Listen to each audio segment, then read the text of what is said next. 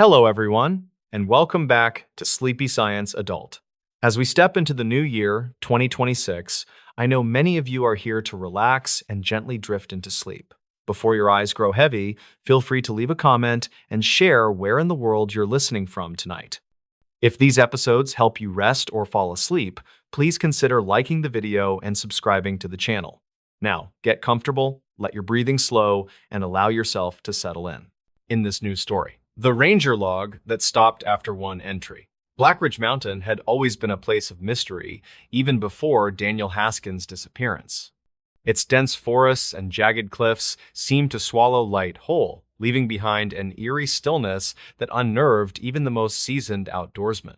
Locals often spoke of how the mountain changed personalities, with the seasons gentle and inviting in spring, brooding and hostile in winter.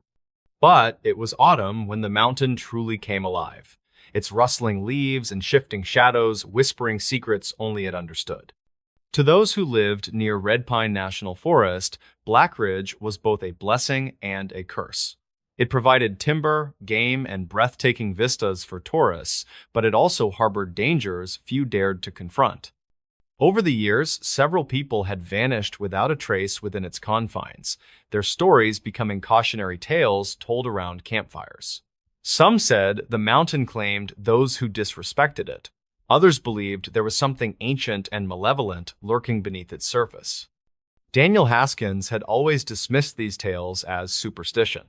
He'd spent 9 years patrolling Fire Tower Station 12, and not once had he encountered anything supernatural. Yet, on that fateful night in October 17, 2018, he heard something that made him question everything he thought he knew about the mountain.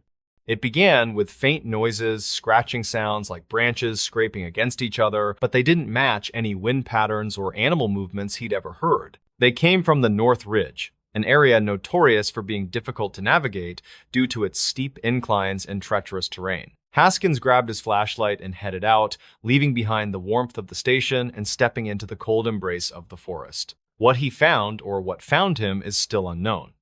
The last thing he wrote in the logbook was, "Heard unusual noises from the North Ridge. Investigating further." Those words haunted everyone involved in the case because they suggested intentionality. Whatever caused those noises wanted attention, and Haskins had given it exactly what it sought. For Deputy Sheriff Laura Meeks, the case was personal. She'd grown up in Willow Creek, the small town nearest Red Pine National Forest, and knew many families affected by disappearances over the years. Her own uncle had gone missing during a hunting trip decades ago, his fate never determined. When she joined law enforcement, she vowed to bring closure to such cases, no matter how long they took. Haskins' disappearance hit close to home. Not only was he a colleague, but he was also someone she respected deeply. He'd taught her survival skills when she was younger, showing her how to read maps and track animals. She remembered him as patient and kind, traits that made his sudden vanishing all the more unsettling. When search teams failed to find any concrete evidence after weeks of combing the area, Meeks refused to give up. She revisited every detail of the investigation, poring over witness statements, analyzing photographs, and retracing Haskins' final steps. Something about the abandoned backpack bothered her, the scratch marks inside, the torn fabric, the traces of blood. It wasn't consistent with an animal attack, nor did it seem entirely human. Her instincts told her this wasn't just another random tragedy. There was a pattern here, subtle but undeniable. Over the past decade, at least 5 individuals had disappeared under similar circumstances, experienced outdoors people venturing into remote areas, leaving behind minimal clues, and never returning. Each incident occurred in late autumn, always near the North Ridge. Meeks decided to dig deeper into these earlier cases, hoping to find connections. She reached out to families, reviewed old police reports, and interviewed anyone who might have information. One name kept appearing: Dr. Alan Pierce. Dr. Alan Pierce was a biologist specializing in predator-prey dynamics, but his work extended beyond conventional science. Colleagues described him as brilliant yet eccentric, someone who immersed himself so deeply in research that he often lost touch with reality. He'd spent years studying Red Pine National Forest, documenting behaviors of wolves, bears, and other apex predators. His findings were groundbreaking, but some questioned his methods, particularly his habit of venturing alone into dangerous territories. Pierce's fascination with the North Ridge became apparent during interviews. Several park rangers recalled him mentioning strange phenomena there, unexplained growls, glowing eyes in the dark, and an overwhelming sense of being watched. At first, they assumed it was part of his eccentricity, but now those accounts took on new significance. Detective Ron Harper, who joined the investigation later, found Pierce's cabin abandoned but filled with cryptic notes. Among them was a journal entry dated October 15, 2018, just 2 days before Haskins' disappearance. It read, "Subject exhibits behavior unlike any documented species. Nocturnal activity increases significantly post-sunset. Appears intelligent, possibly territorial. Avoid direct confrontation unless absolutely necessary." Accompanying the text were sketches of humanoid figures with elongated limbs and sharp features, their eyes hollow and menacing. Harper couldn't determine whether these drawings represented real observations or products of an overactive imagination. Either way, they added another layer of intrigue to the case. Emily Torres' discovery of the audio recording 3 years later reignited interest in the case. The clip, though brief, contained chilling implications. Experts analyzed the voice, confirming it belonged to a male speaker, likely Haskins. However, the phrase, "they're watching, don't follow me," raised questions about whom or what he referred to. Torres herself became a key figure in the investigation. A graduate student studying environmental acoustics, she possessed equipment capable of capturing sounds imperceptible to the human ear. During her camping trip, she recorded numerous clips, most of which featured typical nocturnal noises, owls hooting, insects chirping, and distant waterfalls. But one segment stood apart. At approximately 11:30 p.m., the recorder picked up low-frequency vibrations accompanied by faint whispers. These voices overlapped, creating an almost hypnotic rhythm. Audio analysts identified multiple layers within the sound wave, suggesting different sources speaking simultaneously. While the primary voice matched Haskins, others remained unidentifiable, their tones guttural and distorted. Further analysis revealed anomalies in the frequency spectrum. Certain pitches fell outside the range of natural sounds, hinting at artificial manipulation. This led some researchers to speculate about advanced technology or even extraterrestrial involvement, though such theories lacked substantial evidence. Despite skepticism, Torres' recording inspired renewed efforts to explore the North Ridge. Teams equipped with drones and thermal imaging devices scoured the area, uncovering signs of underground structures. Caverns and tunnels hinted at a hidden world beneath the forest floor, potentially linked to the disappearances. As news of the ongoing investigation spread, the community rallied together. Vigils were held for Haskins and others who'd vanished, while fundraisers supported search and rescue operations. Local schools incorporated safety lessons into their curricula, emphasizing the importance of preparation and communication when exploring wilderness areas. Some residents, however, grew fearful. Rumors circulated about shadowy figures seen wandering the woods at night, their silhouettes indistinct yet unmistakably human. Others reported hearing disembodied voices or feeling an oppressive presence while hiking near the North Ridge. Even skeptics admitted to experiencing unease in certain parts of the forest. In response, authorities increased patrols and installed additional surveillance cameras. Rangers received training on handling potential encounters with unidentified entities, though no official statement acknowledged the possibility of supernatural elements. Instead, officials focused on practical measures, urging visitors to stay on marked trails and report suspicious activity immediately. Detective Ron Harper spent countless hours piecing together fragments of the puzzle. Though definitive answers eluded him, he developed a theory based on available evidence. According to Harper, whatever happened to Haskins and possibly others was tied to the North Ridge's unique geography. Geologists confirmed the presence of mineral deposits capable of amplifying electromagnetic signals. Combined with the region's isolation and dense vegetation, these conditions created an environment conducive to auditory hallucinations and disorientation.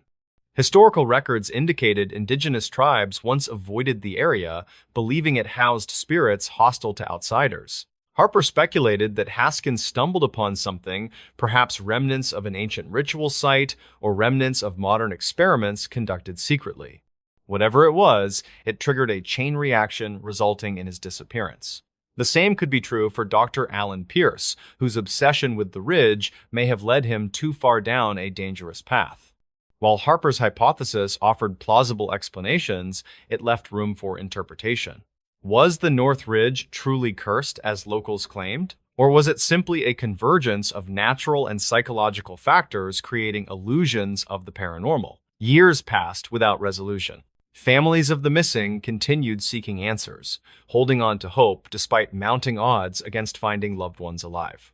For Laura Meeks, the case remained open, a reminder of mysteries yet unsolved. She visited Fire Tower Station 12 annually, standing where Haskins last stood and imagining his final moments. The silence surrounding the ridge felt heavier each time, as if the mountain itself mourned losses it could neither explain nor rectify. Yet, amidst uncertainty, Meeks found solace in small victories, lives saved through education, communities strengthened by shared grief, and knowledge gained through relentless pursuit of truth. Ultimately, the ranger log that stopped after one entry symbolized humanity's enduring quest for understanding. Whether driven by curiosity, necessity, or fear, we venture into unknown realms knowing full well risks outweigh rewards.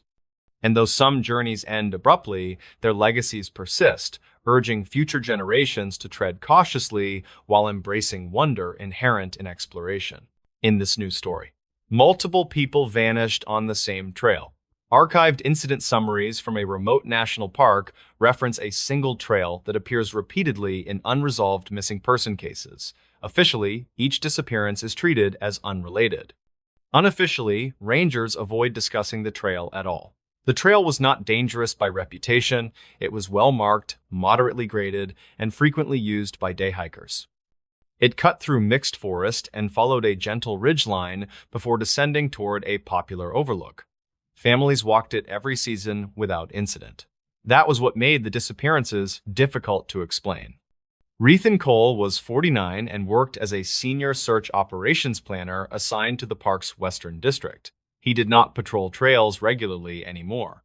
His role focused on reviewing case files, allocating resources, and identifying trends that required attention. One trail kept returning to his desk. The first case occurred nearly 10 years earlier. A solo hiker failed to return from a morning walk. His vehicle was found at the trailhead, locked, with no signs of distress. Search teams located footprints leading up the trail, then stopping abruptly less than a mile in. No tracks continued beyond that point. At the time, the disappearance was classified as disorientation followed by exposure. No remains were found. 3 years later, another hiker vanished on the same trail. She was experienced, carried navigation tools, and planned a short loop hike. Her last known location placed her on the same ridgeline segment where the earlier trail went silent. Again, tracks ended cleanly. Search dogs lost the scent at nearly the same location. Rangers noted the similarity but did not flag it formally. Rethan became aware of the pattern after the third disappearance. This time, two friends were hiking together. They walked side by side until one stopped to adjust a boot. When the second hiker continued ahead and rounded a shallow bend, his companion was gone moments later. There was no sound of movement, no call for help, no sign of panic. Search teams arrived within hours. Dogs tracked both hikers to the bend, then stopped. No footprints led off the trail. No broken brush marked an exit point. Rethan requested all files tied to that trail segment.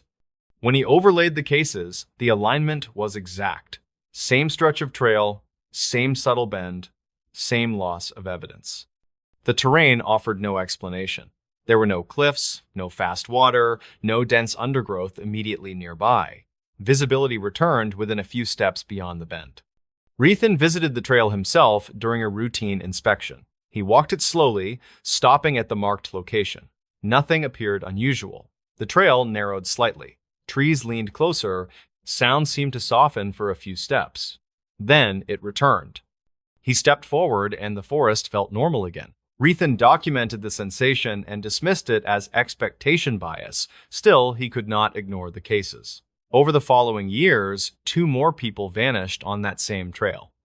Both disappearances occurred during daylight, weather was mild, visibility was good, both hikers were alone. In every case, search teams found the same thing. Tracks leading in, nothing leading out. Rethan knew coincidence could explain 1 case. It struggled to explain 5. He flagged the trail internally for closer review and requested permission to study the disappearances as a group rather than individually. The request was denied. Each case remained officially separate. The trail stayed open, and people kept walking it. Rethan pressed forward anyway, working within the limits of what he was allowed to do. He requested time-stamped maps, original ranger notes, and canine handler summaries from each case. The paperwork told a quiet story that public summaries did not. In every disappearance, search teams reached the trail quickly. In every case, initial conditions were favorable for tracking. Weather was calm. Ground cover preserved impressions. Dogs were deployed correctly. The failure point was always the same stretch of trail. Handlers used similar language across different years. Sent strong, then absent. Not scattered, not confused. Gone. Rethan met privately with one of the senior handlers who had worked 2 of the cases. The handler said the dogs did not behave like they had lost a trail. They behaved like the trail had ended. No pull, no drift. No widening search pattern, just a stop. Rethan returned to the trail with a small survey team. They measured grade, soil composition, and vegetation density. Nothing stood out. The bend was shallow, the slope was gentle. There was no obvious place to fall or hide. They recorded ambient sound levels at several points along the trail. Readings showed a brief drop near the bend, subtle but repeatable. Wind stalled there, then resumed a few steps later. Footsteps sounded closer than they were. A geologist consulted on the data suggested mixed bedrock beneath the trail could create acoustic shadowing. Sound behaved oddly in narrow corridors. People sometimes slowed or hesitated there without realizing why. That explained discomfort. It did not explain disappearance. Rethan reviewed witness statements again. In the case involving the 2 friends, the surviving hiker described the moment clearly. He said it felt like time skipped. He looked up, and his friend was gone. There was no noise, no warning, just absence. Another witness from an earlier case had used similar language. Quiet, empty, like the trail swallowed sound. Rethan noticed something else. In each case, the missing person was slightly ahead of companions or alone. The separation happened forward, not backward. People stepped into the bend, believing the path continued safely, because it always had. Rethan proposed installing temporary cameras near the trail segment, framed as a usage study. The request stalled in review. There was concern about privacy, cost, and precedent. The trail remained unmonitored. Internally, the tone shifted. Colleagues cautioned Rethan to stop connecting cases. Patterns created panic. Panic created liability. The official stance remained unchanged. The trail stayed open. Another disappearance followed. A trail runner failed to return from a midday loop. Her watch data showed steady pace until the familiar bend. Heart rate normal. Then no further data points. Search teams found her tracks leading in, nothing beyond. Rethan felt the weight of repetition settle heavily. 5 cases became 6. All at the same place. All daylight. All clean stops. Veteran rangers began adjusting behavior quietly. Patrols doubled near the bend without explanation. Teams responded faster to calls from that trail. New rangers were told to stay within sight of partners there without being told why. Rethan compiled a private summary and stored it offline. He did not label it a theory, he labeled it a pattern of absence. What unsettled him most was not that people vanished. It was that the land left no argument behind. No struggle, no debris, no direction. The trail offered nothing to follow. And without a trail, every search began already behind. The final case Rethan reviewed before stepping back from the trail came quietly and ended the same way.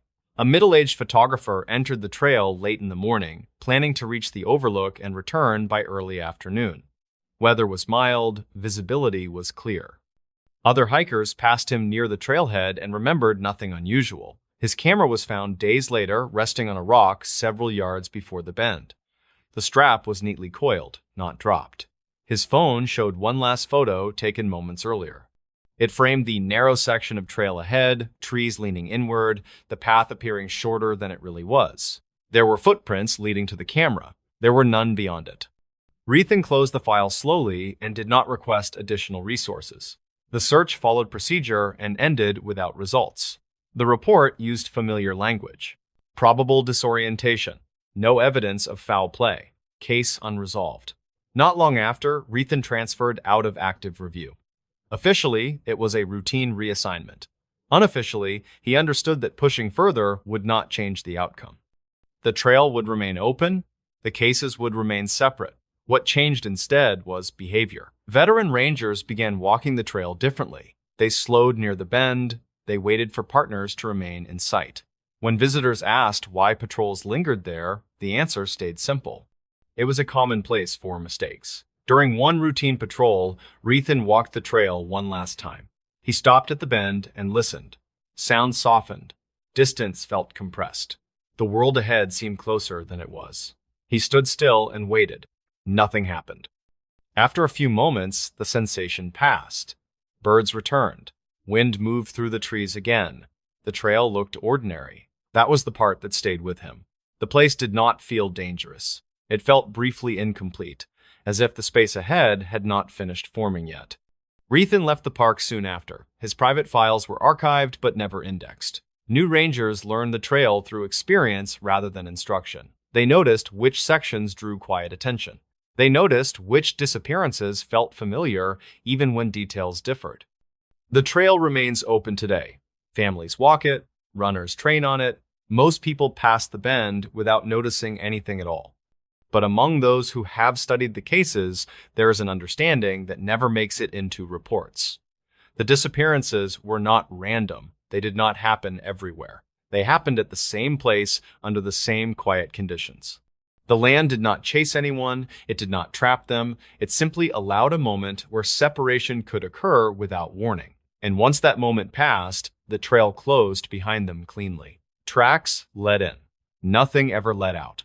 In this new story, this national park has a missing pattern rangers won't explain. Archived search summaries from a large national park contain repeated anomalies that never appear in public reports. Rangers noticed a pattern in missing person cases that did not align with terrain, weather, or visitor behavior, and the pattern was quietly ignored. The park covered thousands of square miles of mixed elevation wilderness. Dense forest filled the valleys, while exposed ridgelines cut across higher ground. Weather shifted quickly, and once visitors left paved roads, phone signals faded fast. People went missing there every year, which alone was not unusual. What unsettled experienced rangers was how certain details repeated afterward. Iron Talcott was 54 and worked as a field operations supervisor for the Park Service. He had spent more than 25 years rotating between patrol duty, search and rescue, and incident coordination. He believed strongly in data and procedure. Patterns mattered to him, especially when others dismissed them. The first case that bothered Iron involved a solo day hiker who vanished on a well-marked loop trail. The terrain was moderate, the weather clear, and daylight plentiful. The hiker's vehicle was found at the trailhead, locked and undisturbed. His phone showed normal movement until mid-afternoon. Then, everything stopped. Search teams responded quickly. Dogs tracked the hiker for a short distance, then stopped near a shallow bend in the trail where the ground dipped slightly and trees closed in. Beyond that point, there were no tracks, no broken branches, and no signs of struggle. The case was closed months later as probable disorientation. A year later, another hiker vanished under nearly identical circumstances. Same type of trail, same time of day, same weather conditions.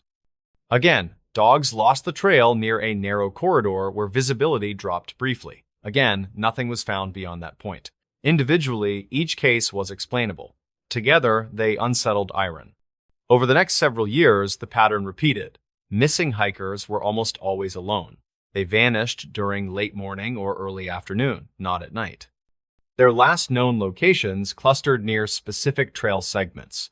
These were places where the trail dipped, curved sharply, or passed through dense stands of trees that briefly blocked sightlines. Most of the missing hikers were prepared. They carried water, food, and navigation tools. Many had prior experience in the park. Few were reckless or unfit. Weather was rarely extreme at the time of disappearance. What troubled Iron most was what search teams did not find. There were no long, wandering tracks, no discarded gear scattered in panic, and no clear signs of injury. In many cases, there were no footprints at all beyond a short section of trail. It was as if people simply stopped existing within the landscape. Iron began keeping his own notes outside the official system. He logged dates, locations, trail types, and witness statements. When he mapped the disappearances, clusters emerged. Official summaries smoothed them out by labeling each case isolated. He brought the issue up once during a regional review meeting. The response was polite but firm. With millions of annual visitors, repetition was inevitable. Patterns could appear where none truly existed. Iron accepted the explanation publicly. Privately, he kept watching. The case that confirmed his concern involved a father and teenage son hiking together. The father walked several steps ahead on a narrow trail section. He rounded a bend in the path. When the son followed seconds later, his father was gone. There was no side trail, no drop-off, no dense brush immediately nearby. Search teams responded within hours. Dogs lost the trail at the same bend. The son insisted his father never left the path. He said the area felt quiet suddenly, like sound dropped away. That description matched several earlier witness statements. Quiet, still, empty. Iron realized the pattern was not about people getting lost. It was about where they vanished. Iron expanded his private review after that case, knowing he could no longer treat the similarities as coincidence. He requested access to older incident files stored off-site, reports rarely revisited because they predated digital indexing. The files were thin, handwritten in places, and often vague, yet the same language surfaced again and again. Missing near a bend. Lost after a short dip. Trail narrows. Sound carries poorly. He began comparing those notes with modern reports. The wording changed over the decades, but the circumstances did not. People vanished at points where the trail briefly removed visual certainty ahead while leaving the way behind seemingly intact. Rangers often described those segments as unremarkable, yet they appeared repeatedly in unresolved cases. Iron shared his findings quietly with two trusted colleagues, one from search and rescue and another from resource management. Both listened without interruption. Neither disagreed outright, but both cautioned him. Patterns without mechanisms were dangerous, especially when public safety messaging was involved. One colleague suggested terrain psychology. When trails narrow or dip, hikers adjust pace and attention. Small errors compound. Another suggested acoustic shadowing. In certain formations, wind and sound behave unpredictably, creating a sense of isolation. Those explanations accounted for discomfort. They did not account for disappearance without evidence. Iron requested permission to walk several of the trail segments himself. He did so during routine patrols, careful not to draw attention. At each site, he stopped where others had vanished and listened. The sensation was subtle but consistent. Sound felt muted. Footsteps ahead seemed closer than they were. Wind stalled, then returned abruptly a few steps later. None of it was dramatic. All of it was disorienting. He paid close attention to time perception. In those short corridors, minutes felt compressed. A few steps passed without memory of movement. It was enough to unsettle him, and he knew what to expect. During one patrol, Aaron accompanied a junior ranger unfamiliar with the pattern. When they reached a marked bend, the junior ranger slowed without prompting. He said the trail felt wrong. He could not explain why. Iron said nothing and kept walking. Back at headquarters, Iron overlaid the disappearance sites with geological maps. Several aligned loosely with shallow fault lines or areas of mixed bedrock. Those zones often produced irregular acoustics and subtle ground vibration. None were dangerous by themselves. Together, they formed corridors that altered perception briefly. He prepared a memorandum suggesting additional signage or patrol emphasis near those segments. The proposal was reviewed and quietly shelved. There was no justification for alarming visitors without clear evidence of risk. The resistance was not hostile. It was procedural. As years passed, new cases added weight to Iron's concern. A solo trail runner vanished on a clear morning. Dogs tracked her cleanly until a narrow rock corridor, then stopped. A retired couple reported losing sight of each other briefly near a wooded dip. They reunited moments later, shaken but unharmed. Each incident reinforced the same truth. The pattern did not guarantee disappearance. It only increased the chance of separation. Iron documented everything. He trained younger rangers to pay closer attention to certain trail segments without explaining why. He requested faster response times for calls originating near familiar bends. Officially, the park had no missing pattern. Unofficially, veteran rangers began sharing quiet warnings. Stay alert in the dips. Do not rush narrow corridors. If someone disappears from view, stop immediately and call out. Most visitors never noticed anything unusual. Millions passed through the park safely every year. The pattern did not announce itself loudly. It waited. Iron understood then why the pattern was never written down. To acknowledge it formally would require explaining something that could not be fixed with signs or fences. The land itself was not dangerous. It was selectively unforgiving. By the time Iron approached retirement, he had filled several notebooks. He did not know what caused the disappearances. He only knew where they were most likely to begin. And he knew the park would never say it out loud. As retirement approached, Iron was asked to prepare a transition briefing for the ranger who would replace him. Officially, the document covered staffing schedules, seasonal hazards, and radio protocols. Unofficially, Iron added a separate envelope marked training notes. Inside were copies of maps, excerpts from old reports, and a simple list of trail segments highlighted in pencil. No explanations were written, only dates and case numbers. The new supervisor asked about it once. Iron said the notes were for context, not instruction. He advised keeping them nearby during winter and shoulder seasons. After Iron left, nothing changed publicly. The park continued operating as it always had. Trail signs were updated for erosion, campsites were rotated, missing persons cases were handled individually, each one treated as isolated and unrelated. The pattern continued quietly. A few years later, a hiker was reported missing on a popular day trail. Search teams arrived quickly and worked the area with precision. Dogs tracked the hiker for several hundred yards, then stopped at a familiar bend. Rangers expanded the grid and found nothing beyond that point. The report used standard language. Probable disorientation. No signs of foul play. Another case followed months later. A photographer vanished during late morning hours on a clear day. His last known photo showed a narrow rock corridor with trees closing in on both sides. The image timestamp placed him minutes before the bend. No further evidence was found. Veteran rangers noticed the same things Iron once had. The quiet, the way sound behaved, the places where people disappeared from view without explanation. They shared concerns only with each other, never in writing. New rangers learned through experience. They noticed which calls made older colleagues pause before responding. They noticed which trail segments triggered faster mobilization even when reports sounded routine. During one training exercise, a junior ranger asked why a particular bend was included in every winter briefing.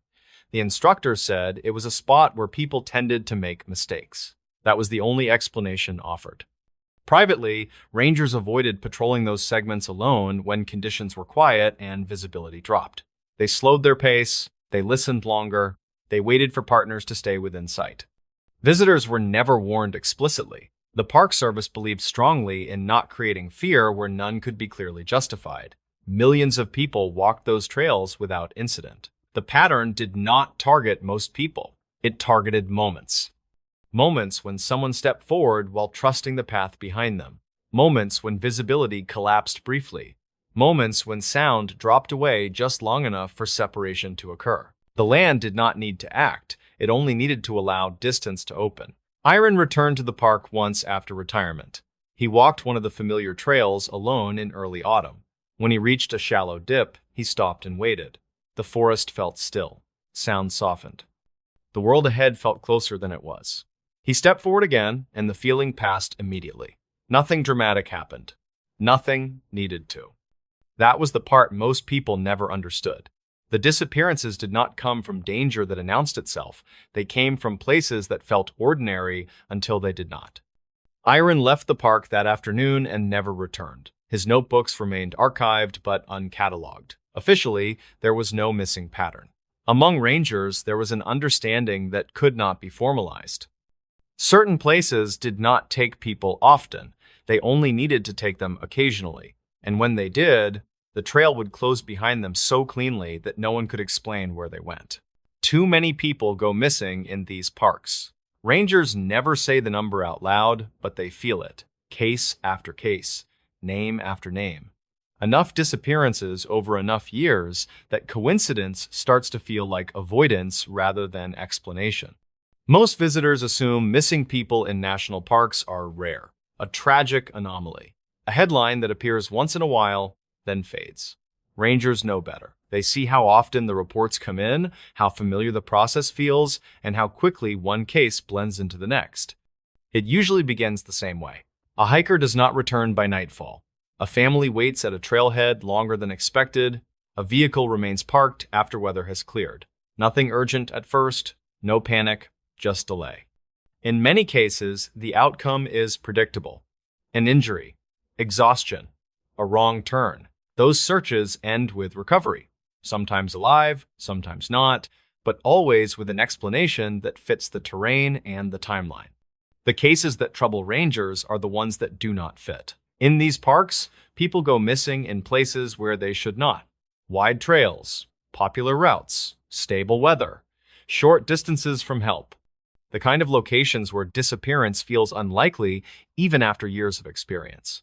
Witnesses often describe the same detail afterward. The separation was brief. Someone walked a little ahead. Someone stopped for a moment. Someone stepped just off the trail. Seconds passed, not minutes.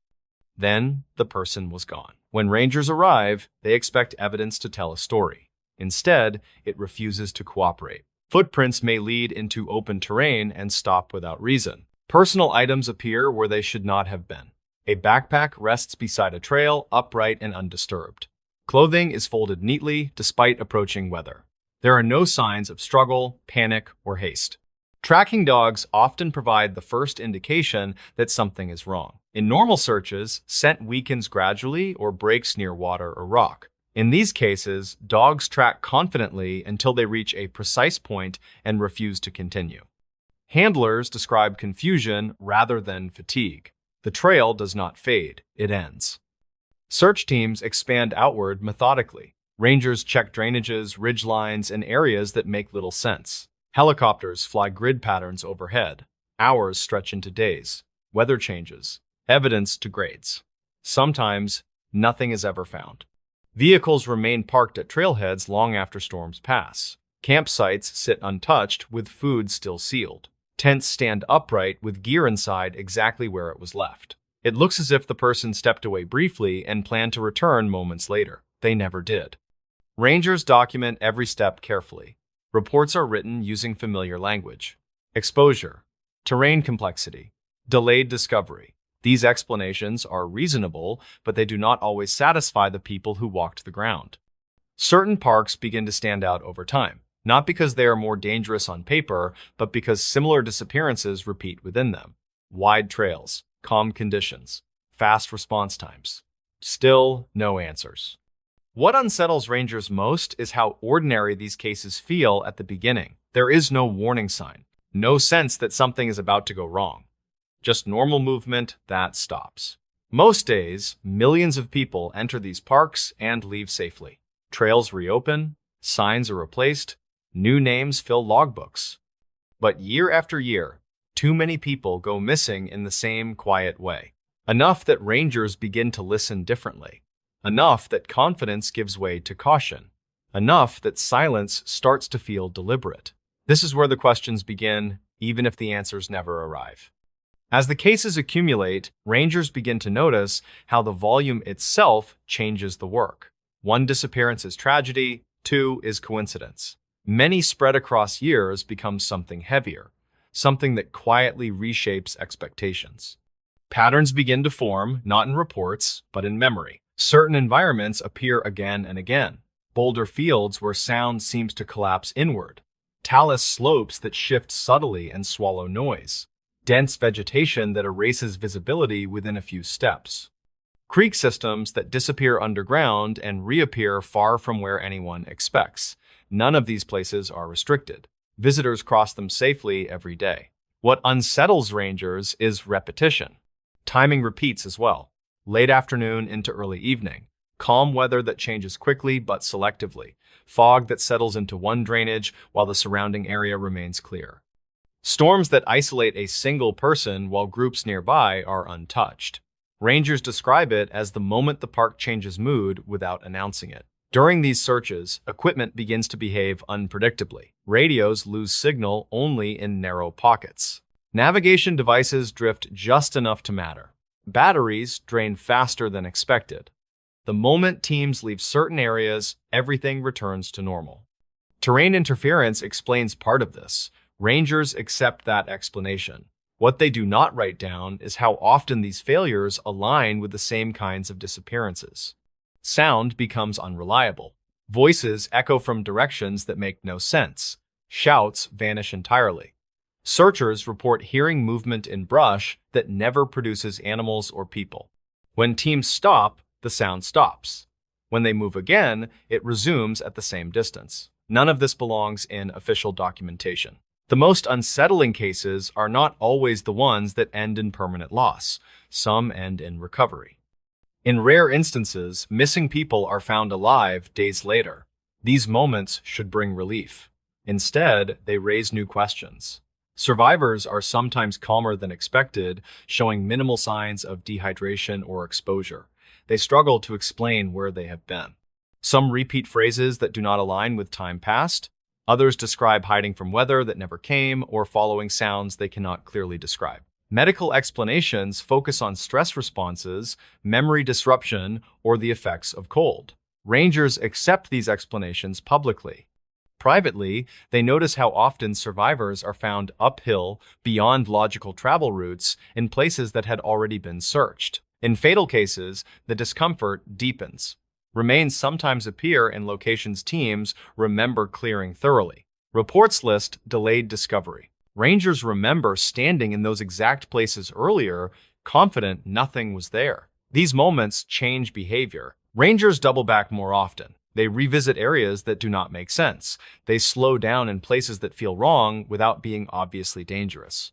They listen for changes in sound and stillness rather than relying only on sight. They do not talk about these adjustments publicly. Their role requires calm authority. Public fear complicates rescues and puts more people at risk. Silence becomes part of professionalism. Files continue to close.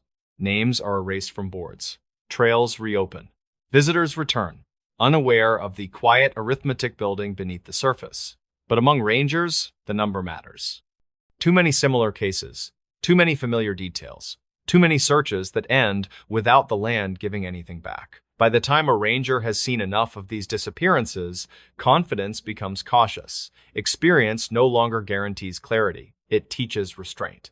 Because once you have watched the same quiet disappearance repeat often enough, you understand that the danger is not always loud. Sometimes it is subtle, persistent, and far more difficult to explain than anyone wants to admit. By the later years of their careers, rangers stop counting cases individually. They remember them in clusters, grouped by terrain, by season, by the way each search ended without a clear answer. The number is never spoken aloud, but it sits quietly in the background of every new report. What changes most is expectation. Rangers still respond quickly. They still follow protocol. They still believe every search deserves full effort, but they no longer assume the land will cooperate. Experience has taught them that preparation does not guarantee resolution. They think about how many of the missing were doing everything right, staying on trail, carrying supplies, checking weather, informing others of plans. Nothing reckless, nothing dramatic, just normal movement that ended. Over time, rangers adjust their behavior in subtle ways. They slow down in areas that feel wrong without being obviously dangerous. They linger longer when sound drops unnaturally. They pay attention to moments when the environment feels flattened, as if distance and direction have lost their meaning. They also become careful with promises. When families ask how someone could disappear so completely, rangers choose words that comfort without misleading. They talk about vast terrain and rapid environmental change. They explain how evidence can be missed even by trained teams. They avoid speculation. What they do not say is that sometimes the land does not return what it takes. After retirement, some rangers speak more openly, not to create fear, but to preserve truth. They reject extreme explanations and simple dismissals alike. They acknowledge that most disappearances are tragic but explainable. But not all. They speak about limits. Limits of tracking when scent behaves unpredictably. Limits of technology in complex terrain. Limits of human perception when familiarity masks subtle danger. Limits of confidence built on past success. They admit that there are places where these limits overlap. Places where sound bends, where distance deceives, where weather isolates selectively. Places where a few ordinary steps can remove someone from the familiar world without leaving a clear trace behind. The parks are not cruel. They are indifferent. They operate on scales of time, geology, and weather that do not align with human expectations. Most days, that difference is harmless. On rare days, it becomes decisive. Rangers continue their work anyway. They refine procedures. They train harder. They push for better communication and faster response. They do everything possible within systems they understand. Still, when another name stays on the board longer than it should, the same quiet realization returns. Too many people go missing in these parks not because the land is malicious, but because it does not promise fairness or explanation. Trails remain open. Forests continue to grow. New visitors arrive each season, believing preparation guarantees safety. Rangers know better. Their unspoken message is simple and earned. Stay together. Move deliberately. Respect closures. Pay attention when the environment feels different, even if you cannot explain why. Because sometimes the wilderness does not announce danger. Sometimes it simply keeps its silence.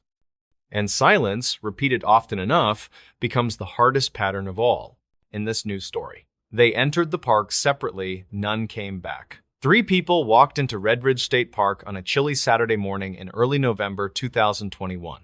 Each had their own reason for being there, none of them came back out. The park was a sprawling expanse of dense woods and winding trails about 30 miles outside the city. It wasn't particularly famous or scenic, but it was quiet, a place where people could disappear for a few hours without anyone noticing. That Saturday, the weather was overcast with a biting wind that kept most visitors away. Only a handful of cars sat in the nearly empty lot when the first of the 3 arrived just after sunrise. Lila Marquez was 34 and worked as a freelance graphic designer. She often spent weekends hiking to clear her mind and snap photos for her growing Instagram account. That morning, she carried her camera bag and wore sturdy boots, ready to capture the muted colors of late autumn. Her last post before heading out showed a steaming cup of coffee with the caption, "Time to chase some views." No one knew exactly which trail she planned to take. Around 45 minutes later, a silver sedan pulled into the lot. Out stepped Calvin Rourke, a retired high school teacher in his late 60s. He moved slower these days, favoring a cane, but he still loved birdwatching. His binoculars hung around his neck, and he carried a small notebook to jot down sightings. According to his wife, he mentioned wanting to spot a red-shouldered hawk, a bird he'd been trying to photograph for months. The third person didn't arrive until nearly 10 a.m. A young man named Ethan Cole, 22, had driven straight from his night shift at a gas station. He was lanky, with dark hair that always looked messy, and he rarely spoke unless spoken to. Friends said he liked coming to the park to think, though no one really knew what he thought about. That day, he brought nothing but a hoodie and a pack of cigarettes. Park rangers found their cars still parked neatly in the lot 2 days later. By then, concerned family members had called the authorities. The search began immediately, but something felt off from the start. There were no obvious signs of trouble, no broken windows, no dropped belongings, no indications of struggle near any of the vehicles, just an eerie absence. Detective Nora Hale led the investigation. She was in her mid-40s, sharp-eyed, with a reputation for solving cases others gave up on. When she arrived at the scene, she noticed something strange right away.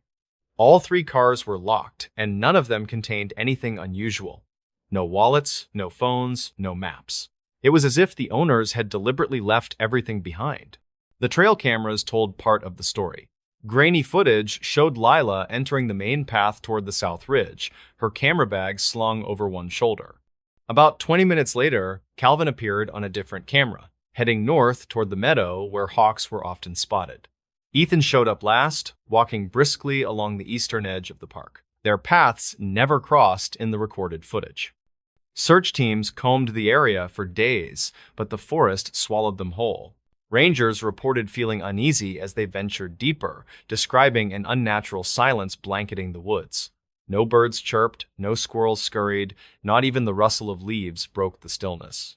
One volunteer claimed he heard distant voices calling faintly through the trees, though no one else could confirm it. Then came the discovery that changed everything. A maintenance worker stumbled upon a pile of discarded items hidden under brush near the northern boundary of the park. Among them were Lila's camera bag, its lens shattered, and Calvin's notebook, pages torn and smeared with mud. Ethan's lighter lay nearby, scratched and dented as if it had been stomped on. None of the objects bore fingerprints despite forensic testing. Witness statements painted a confusing picture. A couple who lived near the park recalled seeing flashes of light in the distance that night, like headlights bouncing off trees, but they dismissed it as teenagers joyriding. Another neighbor reported hearing muffled shouts sometime after midnight, though she couldn't pinpoint the source. Everyone agreed the weather turned suddenly harsh that evening, with freezing rain coating the ground by dawn. Detective Hale focused on the park itself. Records revealed it had been built decades ago atop land once used for mining operations. Old maps hinted at tunnels running beneath the surface, long abandoned and forgotten. Some locals whispered about sinkholes swallowing livestock whole, while others swore they'd seen figures standing motionless at the tree line, watching silently. Hale decided to investigate the tunnels.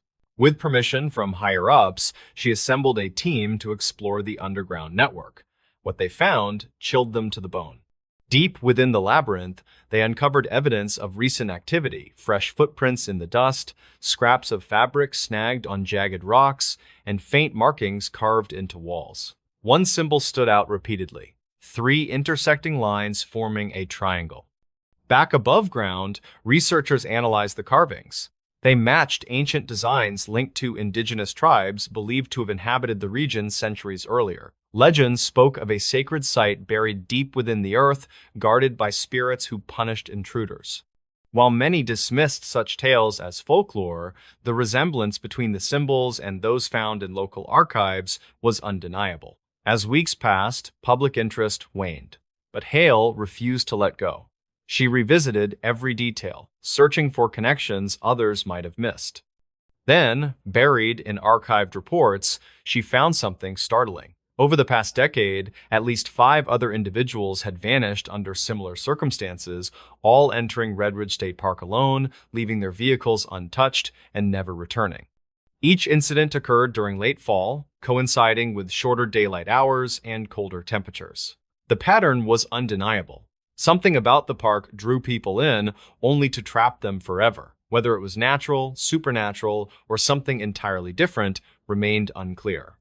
But one thing was certain: the park held secrets far darker than anyone imagined. Months later, Hale stood at the edge of the lot, staring into the dense woods. She'd done all she could, but the answers eluded her. Families grieved without closure, their questions unanswered. Yet life went on, as it always did. The park reopened eventually, though fewer people visited now. Those who dared to enter spoke of an oppressive weight settling over them, urging them to turn back. In the end, the mystery of Red Ridge State Park stayed unsolved, a haunting reminder of how little we truly understand about the world around us. Somewhere deep within its shadows, 3 souls rested, their stories unfinished, their voices silent. And so, the park waited, patient and unyielding, for the next visitor bold enough to step inside. Detective Nora Hale returned to her office after the case went cold. She spent hours reviewing notes, staring at photographs of the discarded items, and replaying interviews in her head. Something nagged at her, a detail she couldn't quite place. It wasn't until she revisited the grainy footage from the trail cameras that she noticed it. In the background of Lila's video, just as she disappeared around a bend, there was a flicker, a shadow moving unnaturally fast across the frame. Hale requested enhanced analysis of the footage. Technicians isolated the movement and slowed it down. What they found was baffling. The shape was humanoid, but too tall and thin to be human.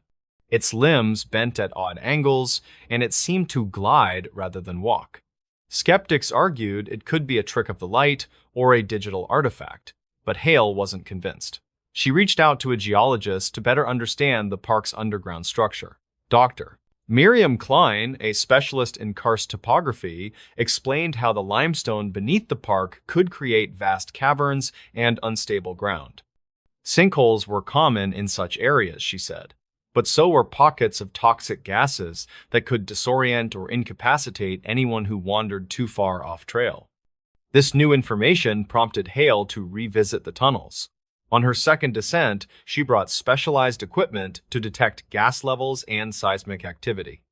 As they moved deeper, the air grew heavier, almost suffocating. Sensors began picking up elevated levels of carbon dioxide and methane.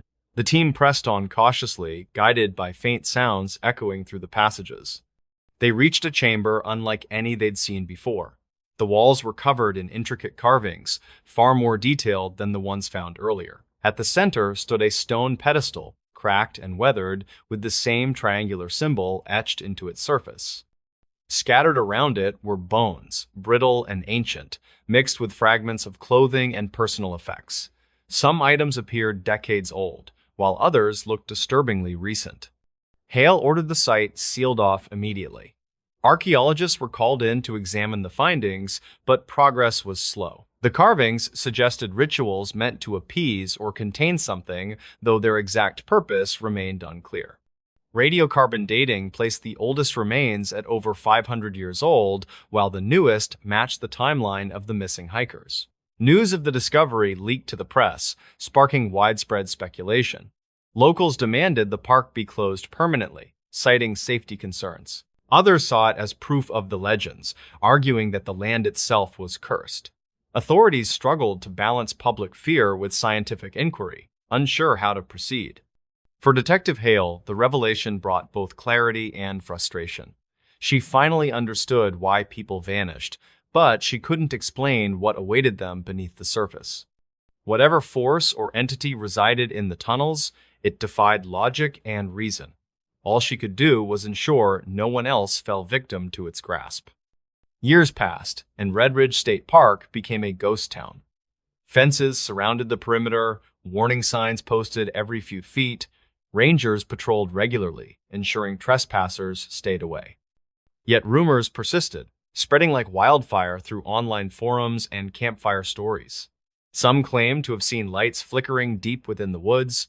Others swore they heard voices calling their names. Hale retired shortly after the case closed, unable to shake the weight of unanswered questions. She moved to a small cabin near the mountains, seeking solace in nature far removed from the park.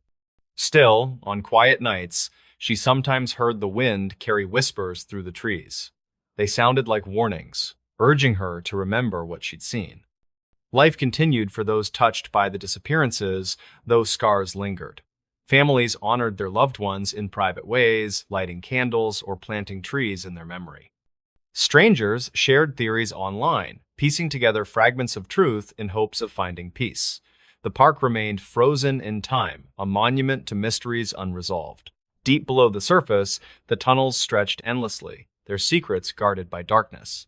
The triangular symbol glimmered faintly in the dim light, a silent sentinel watching over the remnants of those who dared to enter.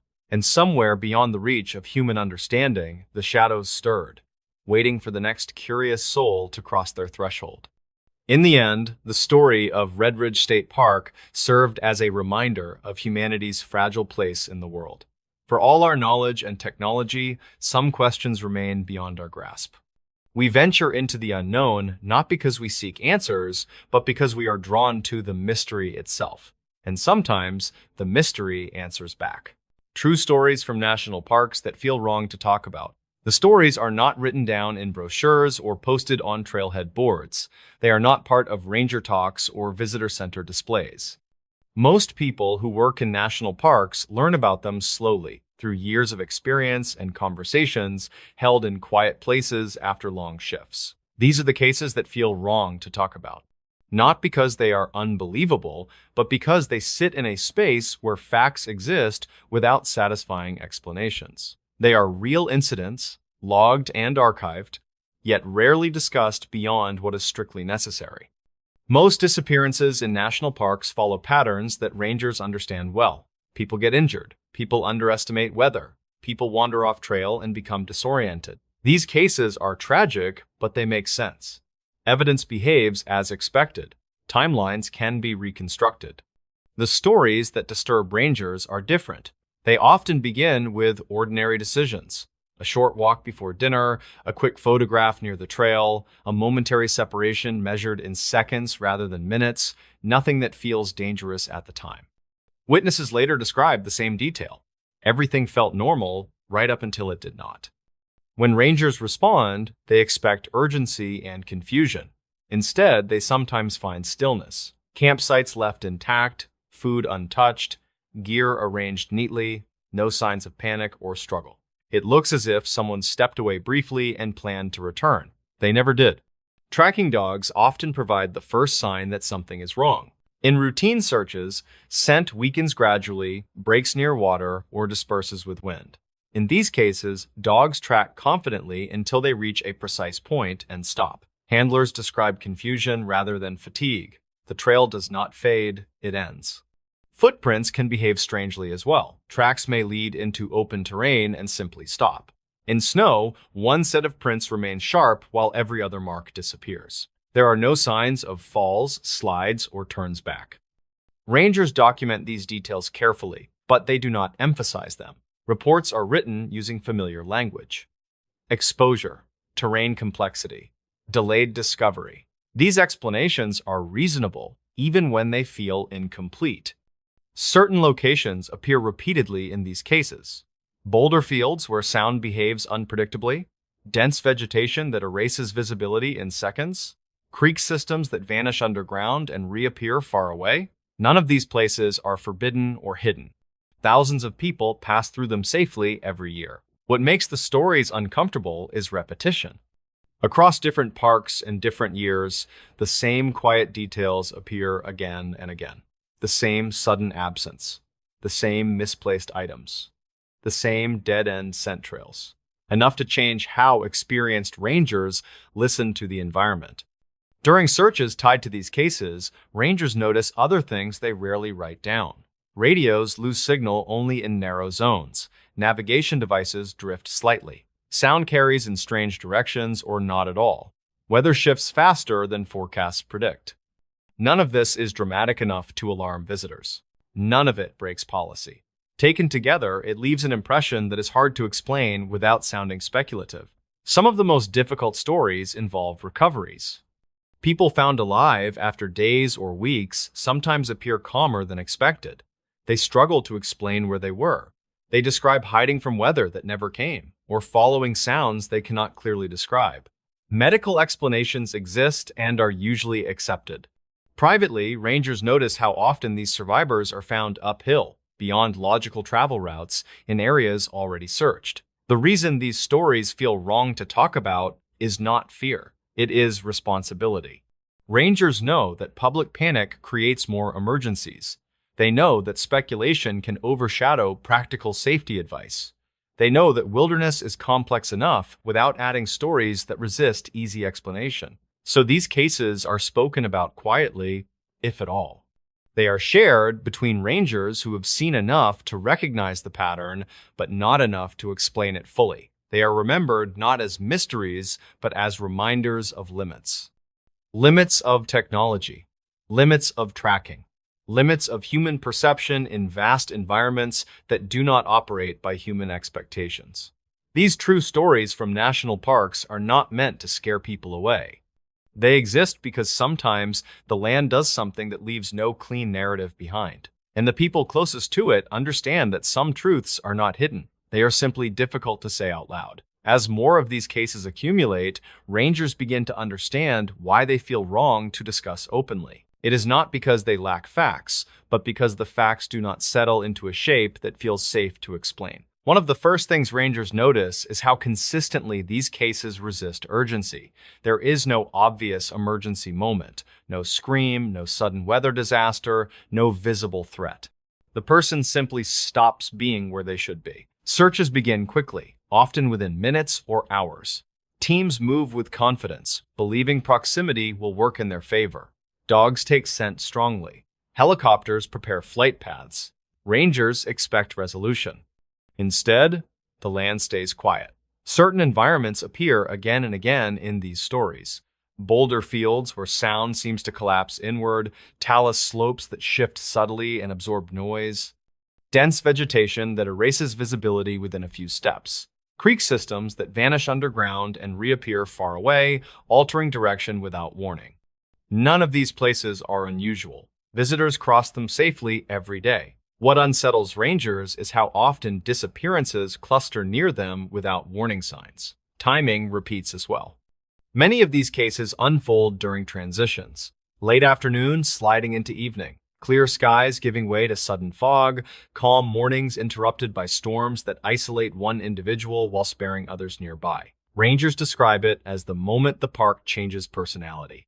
During searches tied to these cases, technology begins to misbehave in subtle ways. Radios lose signal only in narrow pockets. Navigation devices drift just enough to matter. Batteries drain faster than expected, even in moderate temperatures.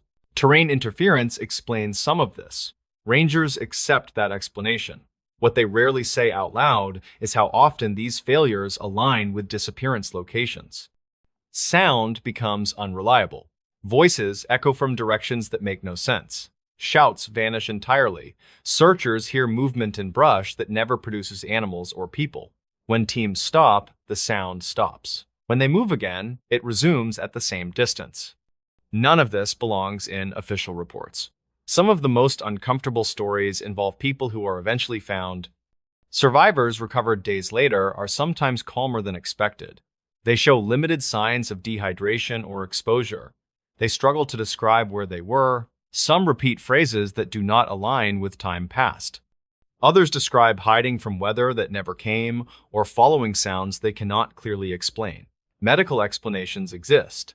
Stress responses, memory disruption, effects of cold or exhaustion. Rangers accept these explanations publicly. Privately, they notice how often survivors are found uphill, beyond logical routes, in places already searched. In fatal cases, the discomfort deepens. Remains sometimes appear in locations that teams had already cleared. Reports list delayed discovery. Rangers remember standing in those exact places earlier, confident nothing was there. These moments change how rangers move through the parks. They slow down in areas that feel wrong without being obviously dangerous. They double back more often. They revisit places that do not make sense. They pay attention when the environment feels unusually still. They do not talk about these adjustments publicly. Their role requires calm authority. Public fear complicates rescues and creates more risk. So the stories remain quiet. They are shared in fragments between rangers who have seen enough to recognize the pattern. Not as myths, but as cautions. Not as explanations, but as acknowledgments of limits. The land does not always behave the way people expect it to. And some true stories from national parks feel wrong to talk about because once they are spoken, they raise a question no one can answer. What if the wilderness does not always return what it takes? And what if admitting that changes how people see places they trust? By the time rangers reach the later years of their service, the discomfort no longer comes from any single case. It comes from accumulation, from realizing how many times the same quiet details have appeared without resolution. They still believe in training and procedure, they still trust maps, forecasts, and experience, but they no longer expect the land to behave consistently just because it did yesterday. What stays with them is how ordinary these stories feel at the beginning.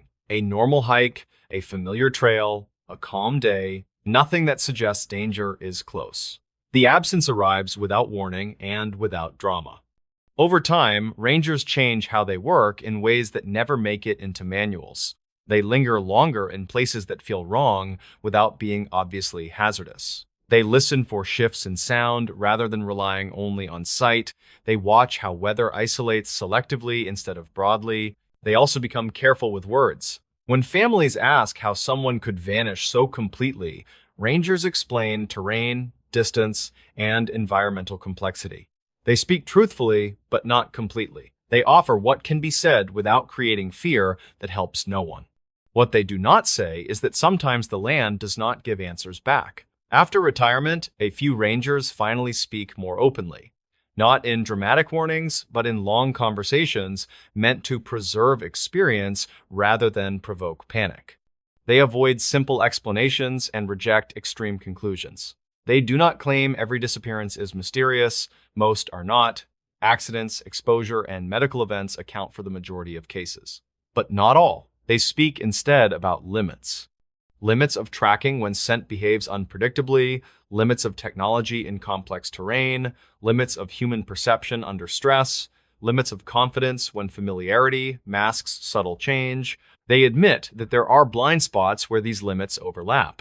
Places where sound bends, where distance deceives, where weather shifts quietly instead of violently. Places where a few steps are enough to remove someone from the familiar world without leaving a clear trace behind. The parks are not cruel. They are indifferent. They operate on scales of time, geology, and weather that do not align with human expectations. Most days, that difference is harmless. On rare days, it becomes decisive. Rangers continue their work anyway. They refine protocols. They train harder. They push for better communication and faster response. They do everything possible to reduce risk within systems they understand. Still, when another case unfolds with the same quiet shape, the same realization returns. Some stories do not resolve because resolution is not always available. Admitting that does not mean surrender. It means humility. It means acknowledging that some truths sit beyond explanation without becoming myths. These true stories from national parks feel wrong to talk about, not because they are frightening, but because they challenge the belief that preparation guarantees safety. The trails remain open, the forests continue to grow. New visitors arrive each season, believing the land will behave predictably. Rangers know better. Their unspoken message is simple: stay together, move deliberately, respect closures. Pay attention when the environment feels different, even if you cannot explain why. Because sometimes the wilderness does not announce danger. Sometimes it simply keeps its silence. And that silence is the hardest truth of all. A quiet pattern of disappearances in America's national parks. The pattern was never obvious at first. No alarm sounded, no single case demanded national attention. It emerged slowly, noticed only by the people who worked the land every day and learned its rhythms over years of quiet observation. Most visitors see national parks as stable places. Trails are mapped, signs are clear, rangers are present, danger feels manageable, something that can be avoided with preparation and common sense. And most of the time, that belief holds. Until it does not. Rangers began to notice that certain missing person cases shared a strange similarity, not in who vanished, but in how quietly it happened. These were not dramatic emergencies. There were no screams, no witnesses running for help, no sudden chaos. People simply failed to return. At first, each case seemed isolated. A hiker overdue by nightfall, a camper who did not break camp in the morning, a visitor whose car remained parked long after the trail should have been cleared. These situations happen in parks every year, and most are resolved quickly, but some were not. In these cases, people entered the parks normally. They checked in at ranger stations, they followed marked trails, they carried food, water, and weather-appropriate clothing. Some were experienced outdoors people, others were families on vacation. Nothing about their plans stood out as reckless. Witnesses often remembered the same detail later. The separation was brief. Someone walked a little ahead. Someone stopped to adjust gear. Someone stepped off the trail for a moment. The gap was measured in seconds, not minutes. When rangers responded, they expected to reconstruct a clear timeline. Instead, they found something missing from the scene itself. Footprints might lead into open terrain and stop without explanation. Personal items appeared where they should not have been. A jacket lay folded on a rock. A backpack rested beside a trail as if placed deliberately. There were no signs of panic or struggle. Tracking dogs provided early warning signs. In a typical search, scent weakens gradually or breaks near water, rock, or heavy wind. In these cases, dogs tracked confidently until they reached a precise point and refused to continue. Handlers described confusion rather than fatigue. The trail did not fade. It ended. Search teams expanded outward methodically. Rangers checked drainages, ridgelines, and areas that made little sense. Helicopters flew grid patterns overhead when weather allowed. Hours turned into days. Sometimes nothing was ever found. Vehicles remained parked at trailheads long after storms passed. Campsites sat untouched with food still sealed. Tents remained upright with zippers closed and gear exactly where it had been left. It looked as if the person had stepped away briefly and planned to return moments later. They never did. Rangers documented everything carefully. Reports were written using familiar language. Exposure, terrain complexity, delayed discovery. These explanations were reasonable, but they did not always satisfy the people who walked the ground. Certain parks began to stand out quietly, not because they were more dangerous, but because similar disappearances repeated within them. Wide trails, stable weather, fast response times, still no answers. What troubled rangers most was how ordinary these cases felt at the beginning. There was no sense of imminent danger, no warning signs that something was about to go wrong, just routine movement that stopped. Most days, millions of visitors entered these parks and left safely. Trails reopened, signs were replaced, new names filled logbooks. But on rare days, someone entered and was never seen again. There was no single explanation and no map marking where it might happen next. Only repetition. Subtle enough to avoid attention, but consistent enough to change how experienced rangers listened to the land. Disappearance in these parks was rarely dramatic. It was quiet. A final step forward, a moment of normal movement, and then nothing at all. This was the beginning of a pattern few people noticed, and fewer still were ready to acknowledge. As more of these cases accumulated, rangers began to sense that the quiet was not random, it was patterned. Not dramatic enough to alarm the public, but consistent enough to change how experienced searchers approached their work. One of the first patterns involved location. Across different parks in different regions, disappearances clustered near similar types of terrain. Boulder fields where sounds seemed to collapse inward, talus slopes that shifted subtly underfoot and absorbed noise, dense vegetation that erased visibility within a few steps, creek systems that vanished underground and reappeared far from where anyone expected. None of these places were secret or forbidden. Visitors crossed them safely every day. What unsettled rangers was how often these environments appeared in cases where people were never recovered. Timing also repeated itself. Many disappearances occurred during transitions, late afternoon becoming evening, clear conditions giving way to sudden fog. Calm mornings interrupted by storms that isolated one person while leaving nearby groups untouched. Rangers described it as the moment when the park changed personality without warning. During searches, technology began to behave inconsistently.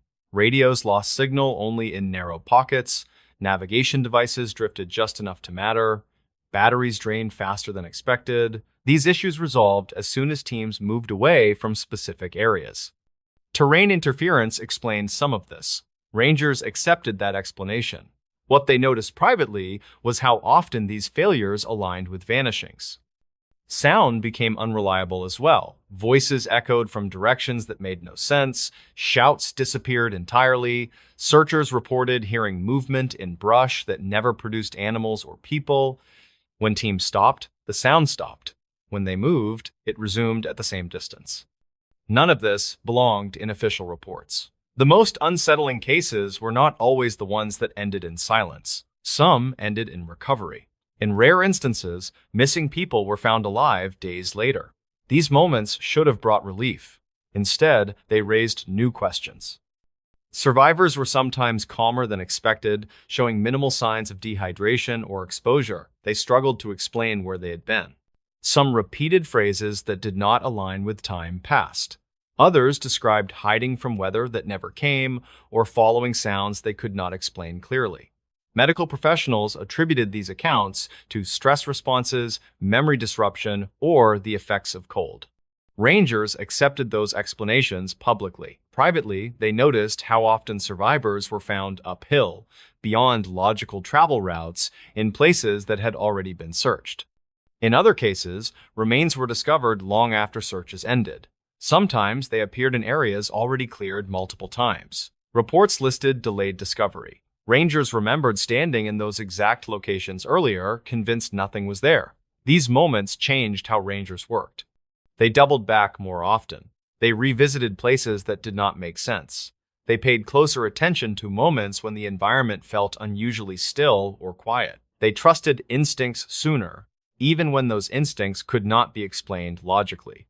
They did not talk about these changes openly. Their role required calm authority.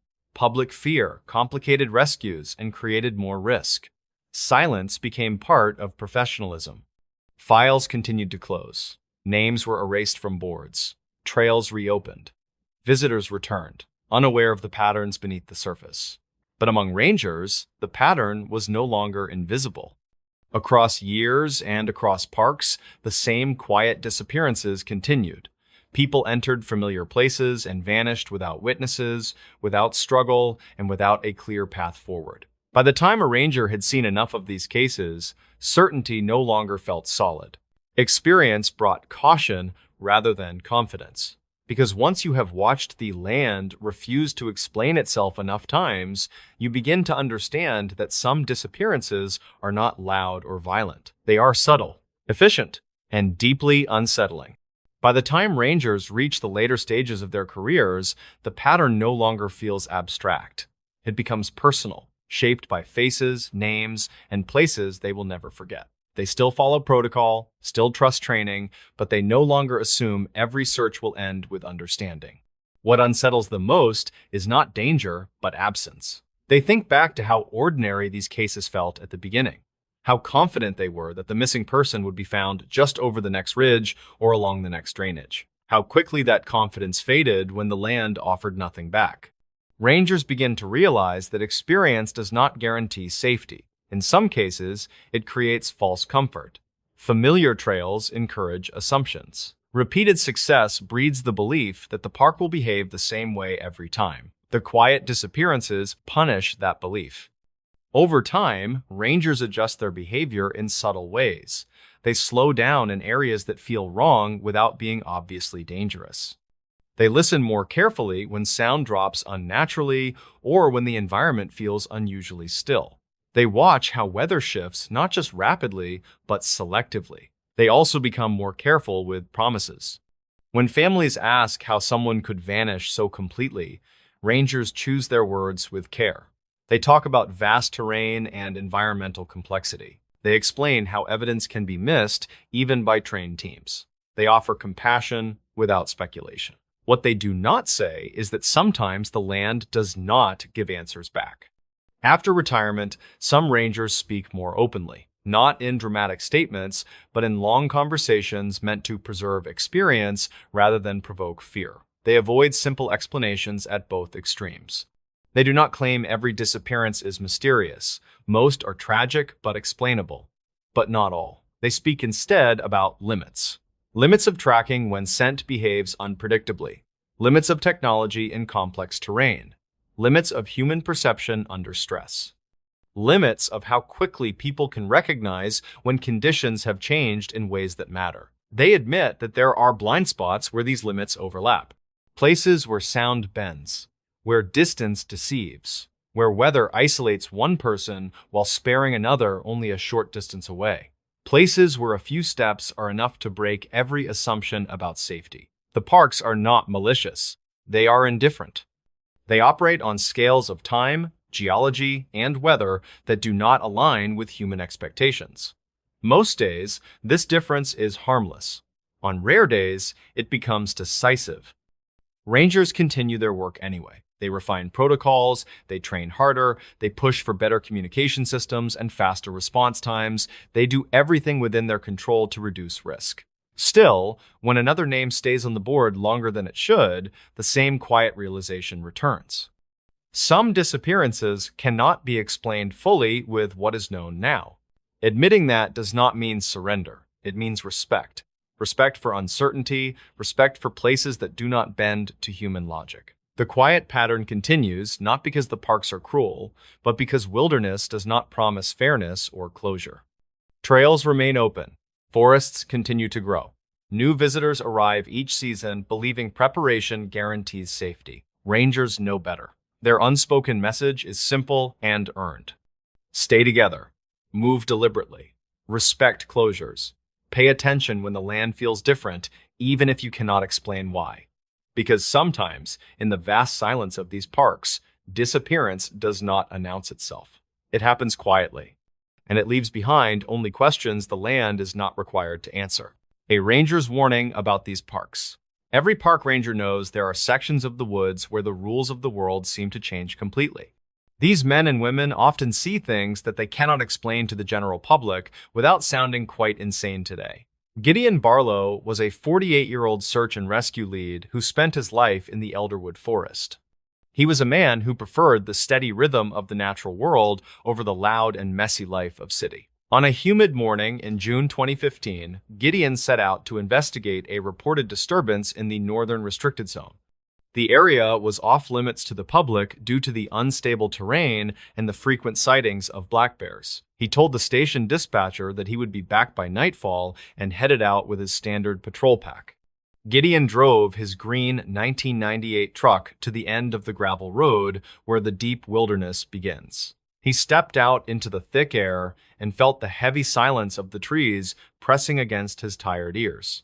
The goal for the day was to locate a series of illegal campfires that had been spotted from the air. He checked his topographic map and began the long trek through the dense ferns and the tangled roots of trees. The sun was high in the sky, but the thick canopy blocked out most of the warmth and the light. Gideon reached the first designated coordinates and noted the absence of any human activity in his small official field book. Everything began to change when Gideon reached a small clearing that was not marked on any of the recent survey maps. He noticed a bright blue backpack sitting on a large flat stone in the center of the quiet and still woods. He approached the bag and realized it looked as if someone had just placed it there a few moments ago today. The fabric was clean and the zippers were shiny despite the heavy rain that had fallen over the last week. Gideon opened the main compartment and found a set of keys and a wallet belonging to a man named Silas. He looked at the driver license and felt his heart skip a beat when he saw the date of birth listed. The license had expired in 1993, which was the same year that a young hiker had vanished there. Gideon remembered the case because it was the first search he had ever participated in as a young junior ranger.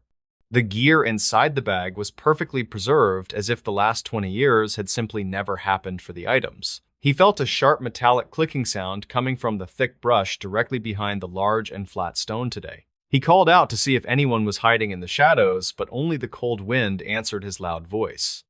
Gideon decided to bring the backpack back to the ranger station to document the strange find with his fellow officers. He walked quickly through the darkening woods and felt a strange sensation of being followed by something very large and quiet.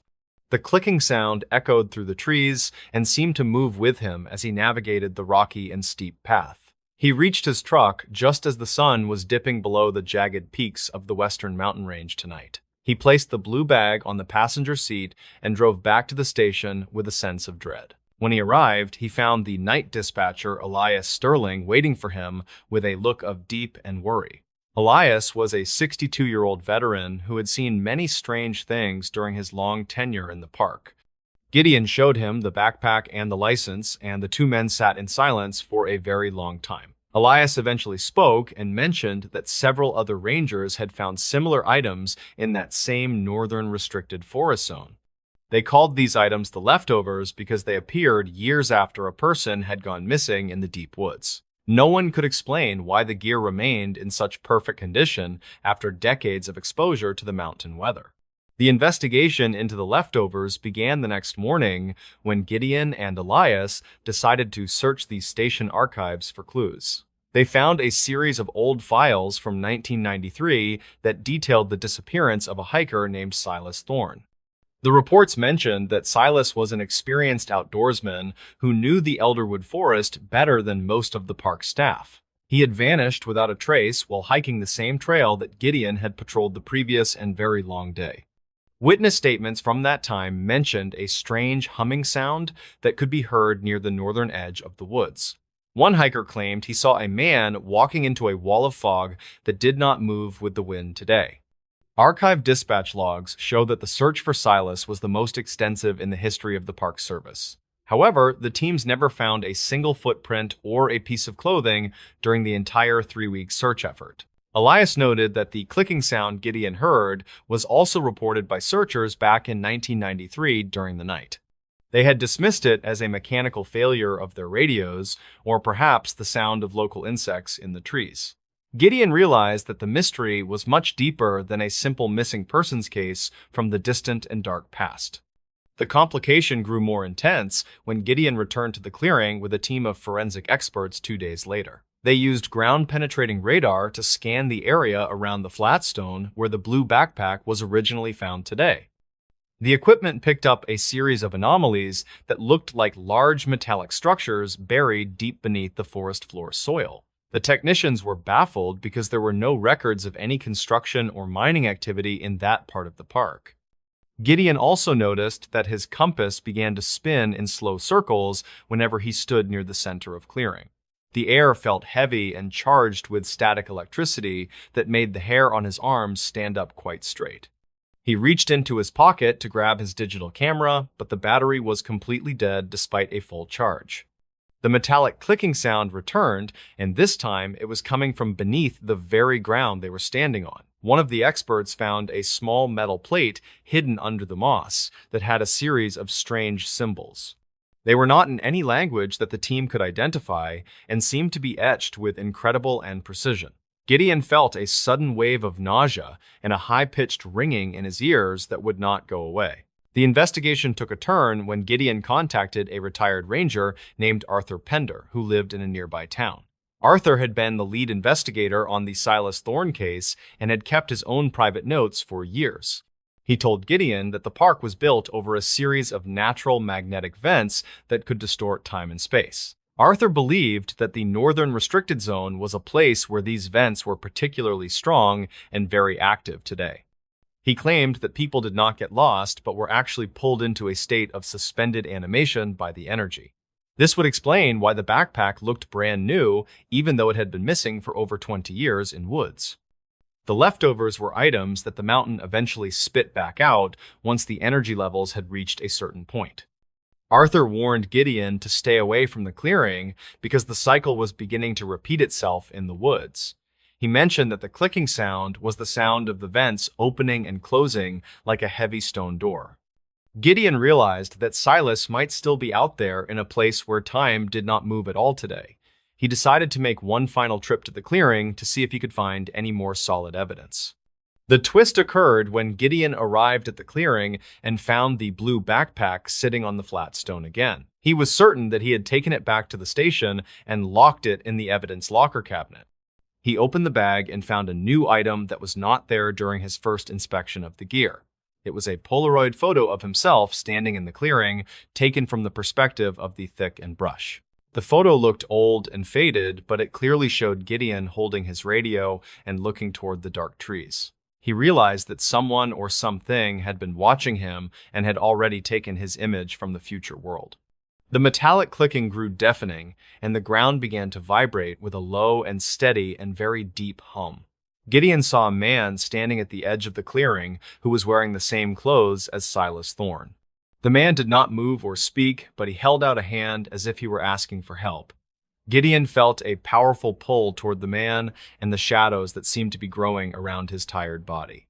He turned and ran as fast as he could back toward the safety of the gravel road and truck. He did not look back until he reached the station and saw the lights of the town in the distance. The conclusion of the story is a quiet warning to anyone who plans to visit the deep and wild places. Gideon Barlow resigned from the Park Service and moved to a small coastal town where the trees were not so.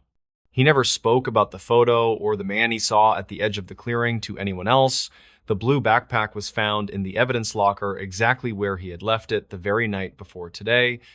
However, the Polaroid photo was missing, and the wallet inside the bag was now completely empty of any identification cards. The park authorities officially closed the northern restricted zone and built a high fence to keep the curious people out. They claimed it was to protect the wildlife, but the rangers knew the true reason for the heavy steel gate. Elias Sterling still works at the station, and he often hears the clicking sound on the radio during the night. He knows that the mountain is still waiting for the next person to wander into the center of the clearing. The trail just ends because the Earth has a memory that is much longer and darker than our own lives. We are only guests in a world that can decide to take us back at any moment it truly chooses. The community around Elderwood Forest has developed its own set of rules for surviving the mysteries of the deep green. They tell the children to never pick up an item that looks too clean for the forest floor or the path. They speak of the quiet years when the woods seem to hold their breath and the birds stop their singing. People in the town often see lights flickering on the northern ridge, but they never go to investigate the source.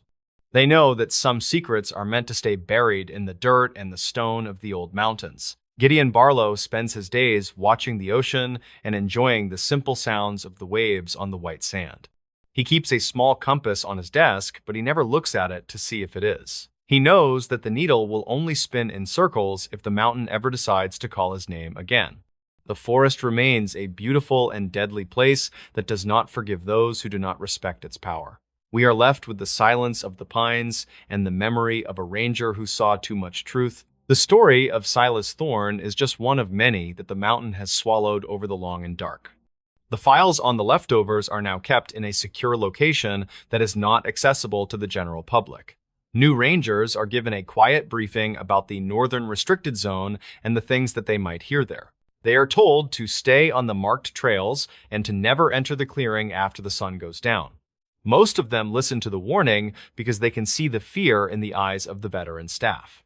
They know that the woods are not just trees and rocks, but a living and breathing entity with a will.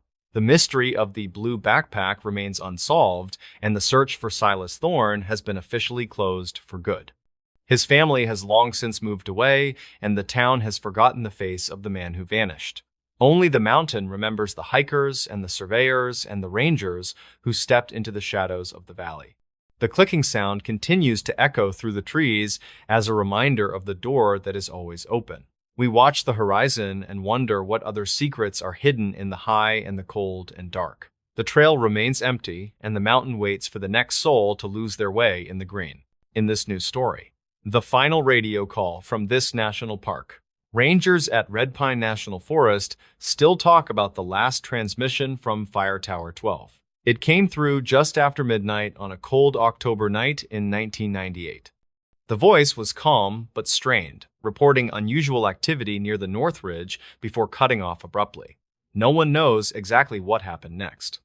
Mara Delaney worked the late shift at the park's main station that week. She was 42, tall and sturdy, with dark hair tied back in a practical ponytail.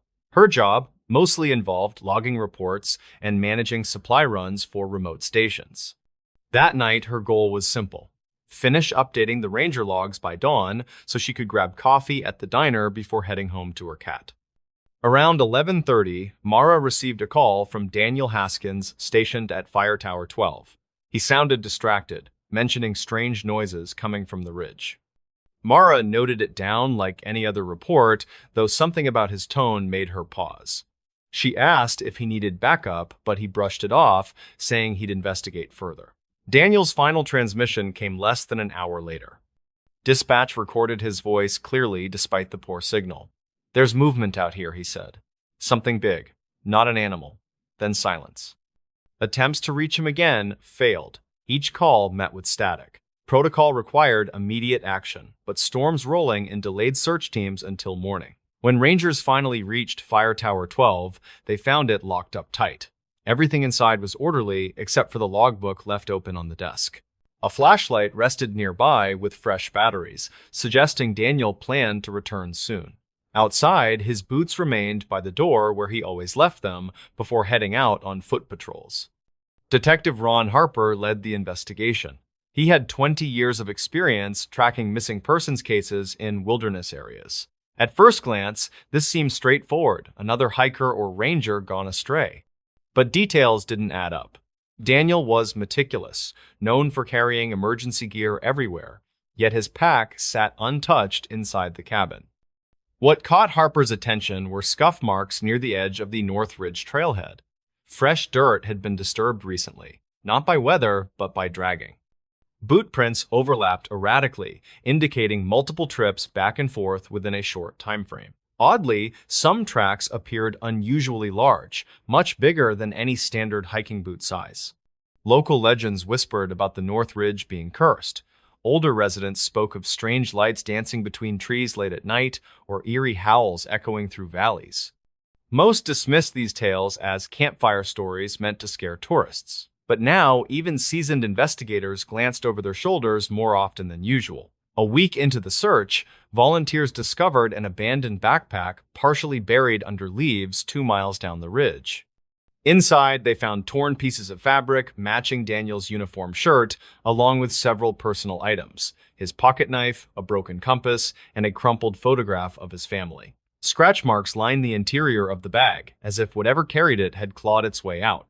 Harper examined the backpack closely, noting faint traces of blood on the fabric fragments. DNA analysis confirmed it belonged to Daniel, though the amount suggested minor injuries rather than life-threatening wounds. This discovery added another layer of confusion. Why would a trained ranger abandon his gear unless forced to? As winter approached, search efforts slowed due to harsh conditions. Snow blanketed the forest floor, erasing remaining clues. Yet every spring thaw brought renewed hope, prompting new searches each year. None yielded definitive answers, only more questions.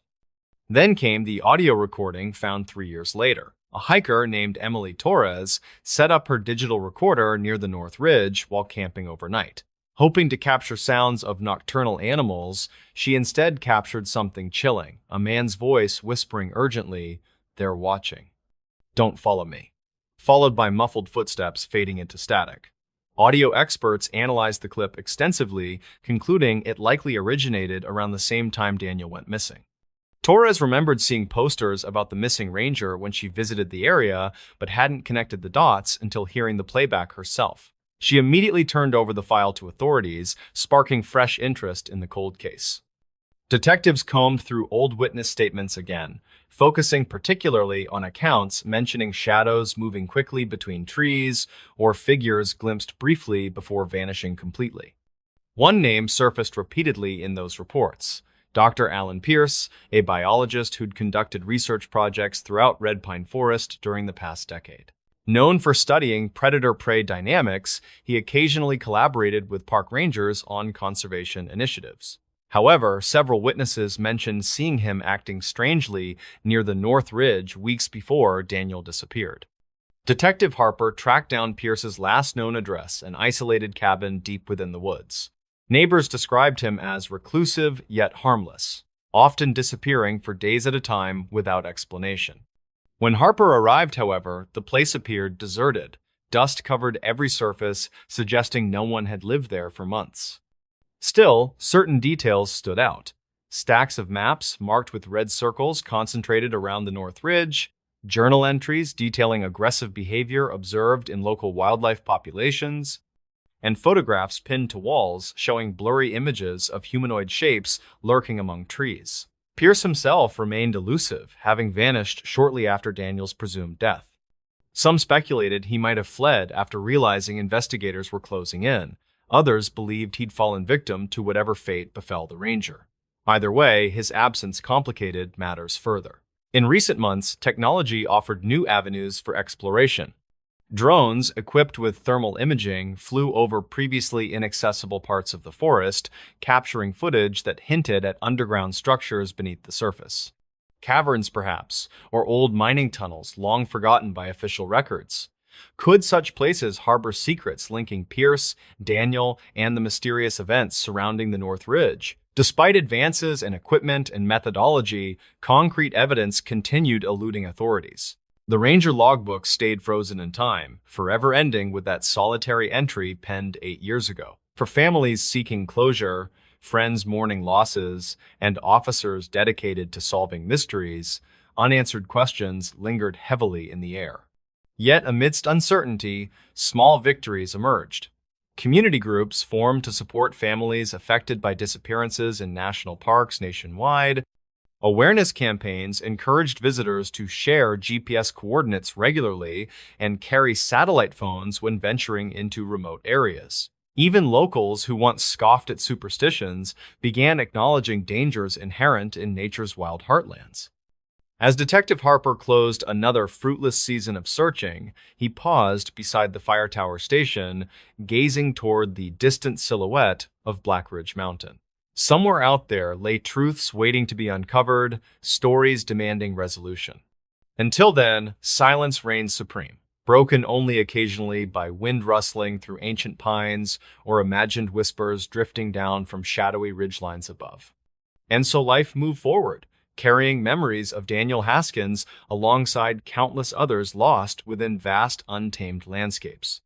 Each autumn brought reminders of unanswered calls etched permanently into consciousness, urging future generations never to forget lessons learned nor cease striving for clarity amidst enigma's embrace. Years passed without resolution. Families of the missing continued seeking answers, holding on to hope despite mounting odds against finding loved ones alive. For Laura Meeks, the case remained open, a reminder of mysteries yet unsolved. She visited Fire Tower Station 12 annually, standing where Daniel last stood and imagining his final moments. The silence surrounding the ridge felt heavier each time, as if the mountain itself mourned losses it could neither explain nor rectify. Yet amidst uncertainty, Meeks found solace in small victories, lives saved through education, communities strengthened by shared grief, and knowledge gained through relentless pursuit of truth. Ultimately, the Ranger log that stopped after one entry symbolized humanity's enduring quest for understanding. Whether driven by curiosity, necessity, or fear, we venture into unknown realms, knowing full well risks outweigh rewards. And though some journeys end abruptly, their legacies persist, urging future generations to tread cautiously while embracing wonder inherent in exploration. Why park rangers quietly warn each other about these disappearances. The deep and ancient forests of the American wilderness hold secrets that many park rangers are simply too afraid to discuss. These brave men and women often see things that defy common logic and challenge their understanding of the natural world. Byron Halloway was a 46-year-old wilderness survival instructor who spent most of his life in the brush. He was a man who felt more at home under a canopy of stars than in a crowded city room. On a crisp morning in October 2012, Byron set out to prepare a new trail for his students. The setting was a remote stretch of land known as Blackwood Ridge, where the trees grow tall and very thick. He carried a heavy pack filled with basic supplies and a detailed map of the entire rugged Northern Territory. Byron intended to find a safe campsite near the hidden springs that provided fresh water throughout the dry autumn season. He stepped into the woods with a sense of purpose and a sharp eye for any signs of local wildlife. The sun was rising slowly over the horizon and casting long shadows across the damp and mossy forest floor today. He felt the familiar crunch of dried leaves under his boots as he moved deeper into the silent green heart. The atmosphere changed when Byron reached a limestone shelf that looked like it had been carved by a giant hand. He checked his topographic map and realized that this specific formation was not recorded in any of the official logs. The air around the shelf felt strangely cold and smelled like ozone after a very heavy summer rainstorm passed.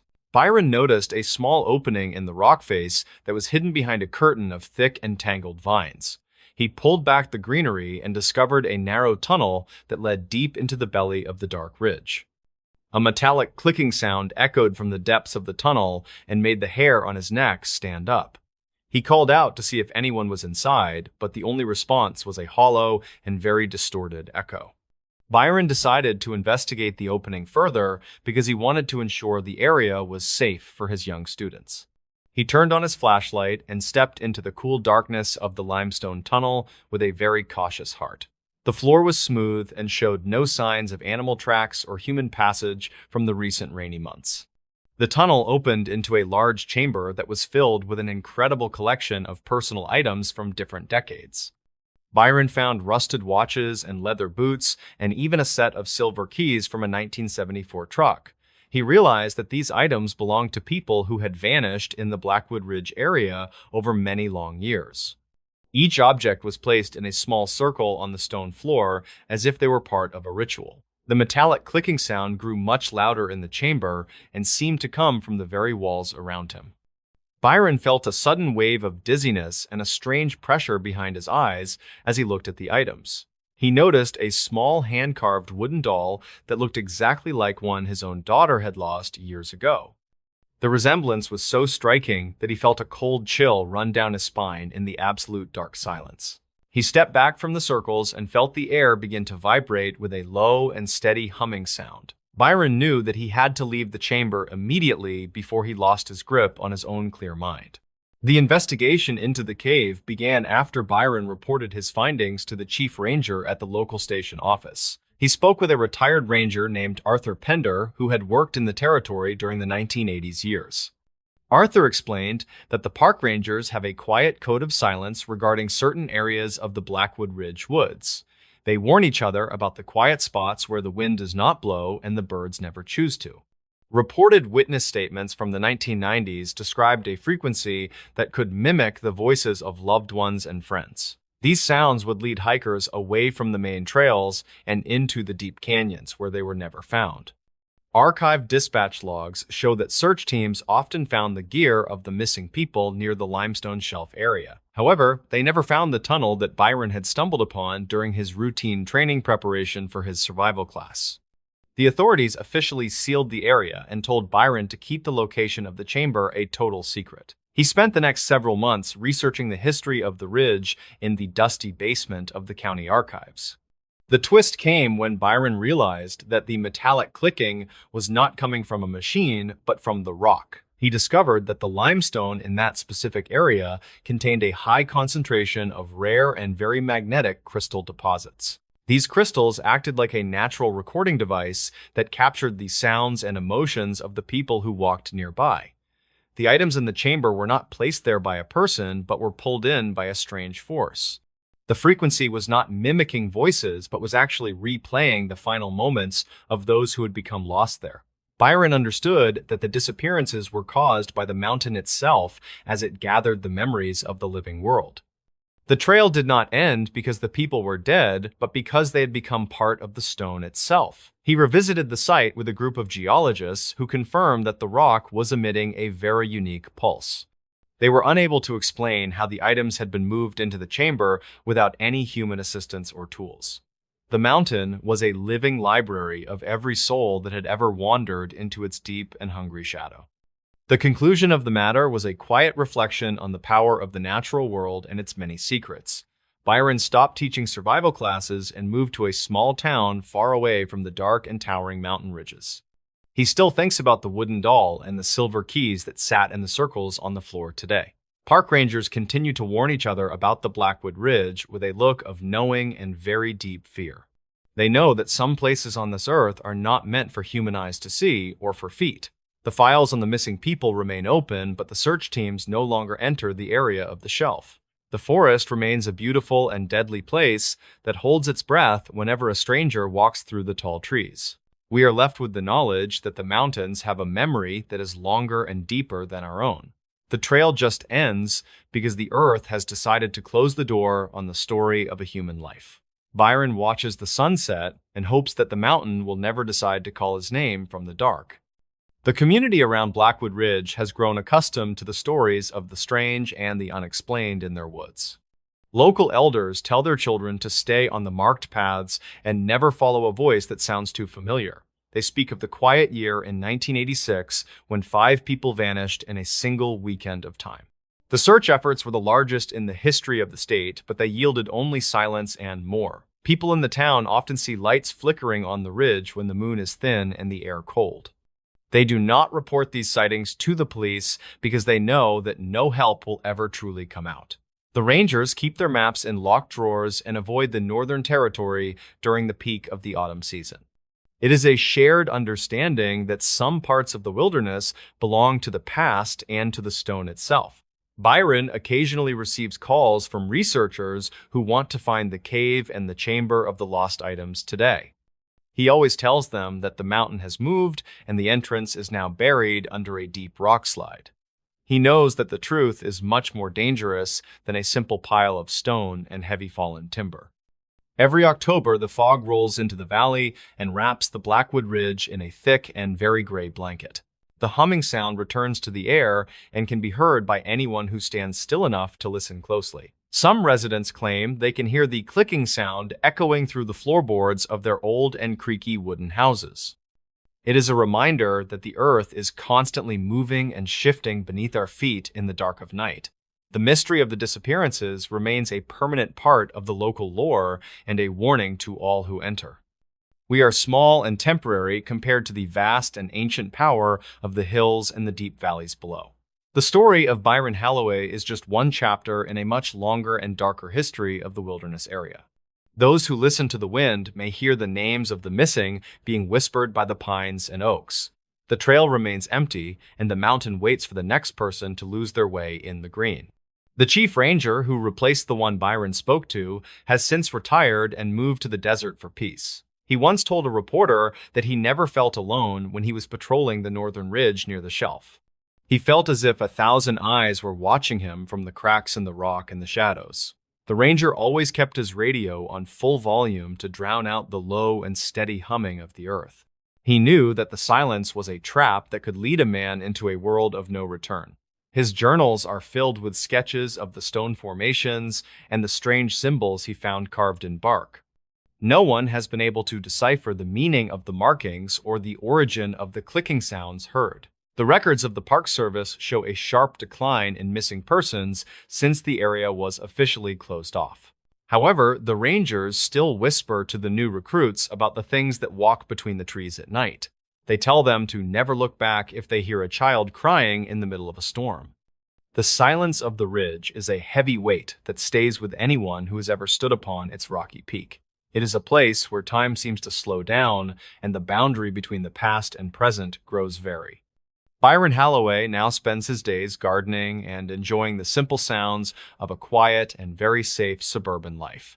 He never goes into the woods without a compass that he knows will work in any kind of magnetic field. The wooden doll from the cave still haunts his dreams and makes him wonder about the nature of our reality. He realizes that we are only guests in a world that was here long before we ever took a step. The mountain will continue to stand, and the crystals will continue to record the sounds of the wind and rain. The secrets of the Blackwood Ridge are safe behind the curtain of vines and the wall of absolute human silence. Search teams found nothing because the mountain had already claimed everything that was left of the people who wandered in. The trail just ended because it was time for the forest to take back what it had once freely given. In this new story, why rangers quietly closed this trail after the searches. Publicly, the trail was closed for maintenance. Privately, rangers knew that explanation was only partly true. The real reason never appeared in any press release or visitor notice. The trail sat in a remote section of the park that received steady but not overwhelming traffic. It followed a narrow ridge for several miles, passed through mixed forest, and descended toward a small alpine basin. Hikers liked it because it felt isolated without being dangerous, until it was. Glenn was 52 and worked as the park's operations supervisor, overseeing patrol schedules and post-incident reviews. He was not a search lead, but every unresolved case eventually crossed his desk. When 3 searches ended on the same trail within 4 years, he noticed. The first disappearance involved a solo backpacker who failed to return from a 2-night trip. His vehicle was found at the upper trailhead, locked and undisturbed. Search teams deployed within hours. Dogs tracked him cleanly for nearly 2 miles, then stopped near a narrow section where the trail cut between rock and trees. There were no tracks beyond that point. The case closed months later as probable exposure. No remains were found. 2 years later, another hiker vanished on the same trail. Weather was clear, daylight was ample, he was experienced and carried navigation tools. Witnesses saw him earlier that morning heading uphill alone. Search teams again tracked him to the same stretch of trail. Dogs stopped at nearly the same location. No evidence led off the path. The search ended quietly. At the time, the similarities were noted but dismissed. The third case changed that. This time, two hikers were traveling together. They separated briefly when one stopped to adjust a pack strap. The other continued ahead for less than a minute. When the second hiker rounded a shallow bend, the first was gone. There was no sound, no call for help, no visible exit point. Search teams responded immediately. Dogs tracked both hikers to the bend and stopped. Rangers widened the grid and searched for weeks. Nothing was found. Merrow reviewed the files side by side. Different people, different years, same trail, same segment, same outcome. That was when internal discussions began. Officially, the trail remained open. There was no hazard identified, no structural defect, no environmental threat that justified closure. Closing it would raise questions the park could not answer. Privately, patrol behavior changed. Rangers lingered longer near the problem section. Solo patrols were discouraged without explanation. Search response times for that trail were quietly shortened. Merrow requested a comprehensive terrain assessment under the guise of routine review. Specialists examined erosion, stability, vegetation, and drainage. The report found nothing that warranted closure. That made the decision harder. Over the next year, two near misses occurred. In both cases, hikers reported losing sight of companions briefly near the same stretch. Both described a sudden, quiet-like sound dropped away. Both reunited moments later, shaken but unharmed. Those reports never reached the public summary. Merrow convened a closed meeting with senior rangers and search coordinators. The discussion was careful and restrained. No one used dramatic language. They focused on outcomes. The trail produced unresolved searches. It produced clean stops. It produced no explanations. Eventually, the question shifted from why it happened to what responsibility the park had once it noticed. Merrow drafted a proposal to close the trail temporarily for assessment. The language cited maintenance, erosion control, and visitor safety improvements. No mention was made of disappearances. The proposal was approved without debate. Within weeks, signs went up. The trail was listed as closed until further notice, maps were updated quietly, no announcement was made beyond routine postings. Visitors asked questions. Rangers gave the approved answer: maintenance. What they did not say was that searches stopped after the closure. No new disappearances were reported on that trail once access ended. Merrow knew correlation was not proof. He also knew that leaving the trail open meant accepting a pattern they could not explain or fix. Merrow pushed the internal review further once the trail was officially closed, using the cover of maintenance planning to revisit details that had never sat right. With access restricted, rangers could walk the trail slowly, stop where they wanted, and document without worrying about visitors overhearing conversations. They started at the upper trailhead and moved as a group. Nothing felt wrong at first. The ridge was stable. Sightlines were clear. Radio checks came through normally. It was only when they reached the narrow section where every search had stalled that behavior changed. Radios crackled, then went quiet for several seconds before reconnecting. Wind that had been steady along the ridge seemed to drop completely. Footsteps sounded closer than they should have, as if the slope compressed distance. No one said anything at first. One ranger finally broke the silence and asked if anyone else felt the pause. Another nodded and said it felt like the trail flattened time for a moment. A third said he suddenly felt the urge to stop walking without knowing why. Merrow marked the spot carefully. Over the next weeks, teams returned multiple times under different conditions: morning, afternoon, clear weather, light cloud cover. The sensation did not happen every time, but when it did, it happened in the same 50-yard stretch. They consulted outside specialists quietly. A geologist confirmed mixed bedrock beneath the trail that could create subtle vibration damping. An acoustics consultant noted the corridor formed a natural sound shadow. Neither finding suggested danger. Both suggested altered perception. None of it explained disappearance. Marrow reviewed radio logs from the original searches again. He noticed something that had been overlooked. In each case, there was a brief gap in radio traffic when teams first reached the problem section. Not long enough to trigger alarms, long enough to mark hesitation. He interviewed the Rangers who had been present years earlier. Their memories were vague, but similar. They remembered stopping, looking around, waiting for instructions that never came, then resuming the search with less certainty. No one remembered why they stopped. The near-miss reports took on new weight. In both cases, hikers said they felt suddenly separated despite being only steps apart moments earlier. Both described the same quiet and the same urge to pause. Marrow documented everything, then locked the file behind administrative review. He understood now why previous supervisors had avoided formal acknowledgement. There was no corrective action to recommend. You could not post a sign warning people that the trail might make them hesitate. The question became ethical rather than procedural. If a trail repeatedly produced unresolved searches and no mitigation existed, did the park have a duty to close it even without a defined hazard? The answer was reached without a vote. They would keep it closed, permanently, if necessary. The maintenance explanation would remain. Rangers would not discuss the real reasons publicly. Doing so would invite speculation, fear, and attention the park could not manage responsibly. Marrow accepted that burden. In the months after closure, patrol logs showed something else.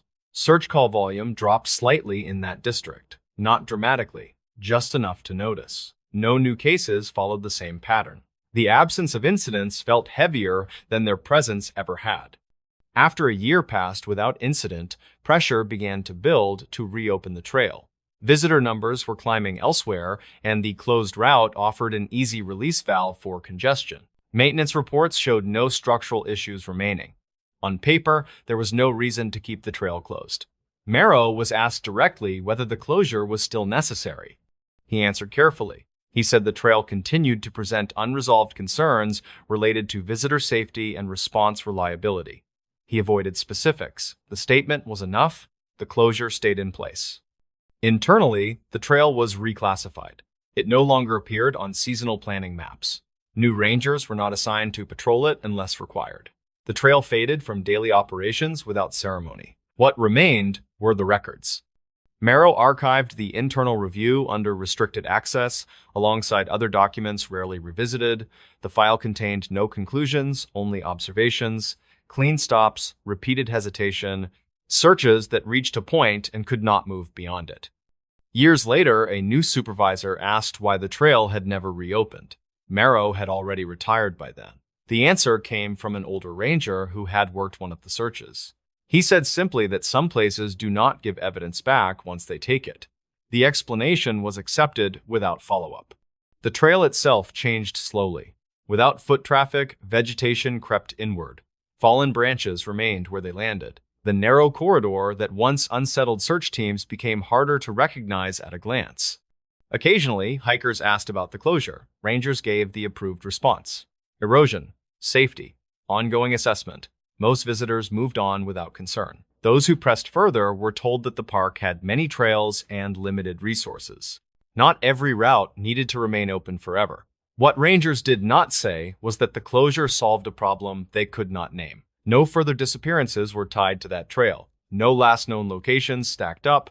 No searches ended at the same silent stretch of ground. The absence became the strongest justification. Marrow visited the park once after retirement. He stood at the locked trailhead and looked down the path that had caused so many quiet meetings. Nothing about it looked threatening. It never had. That was the reason it stayed closed.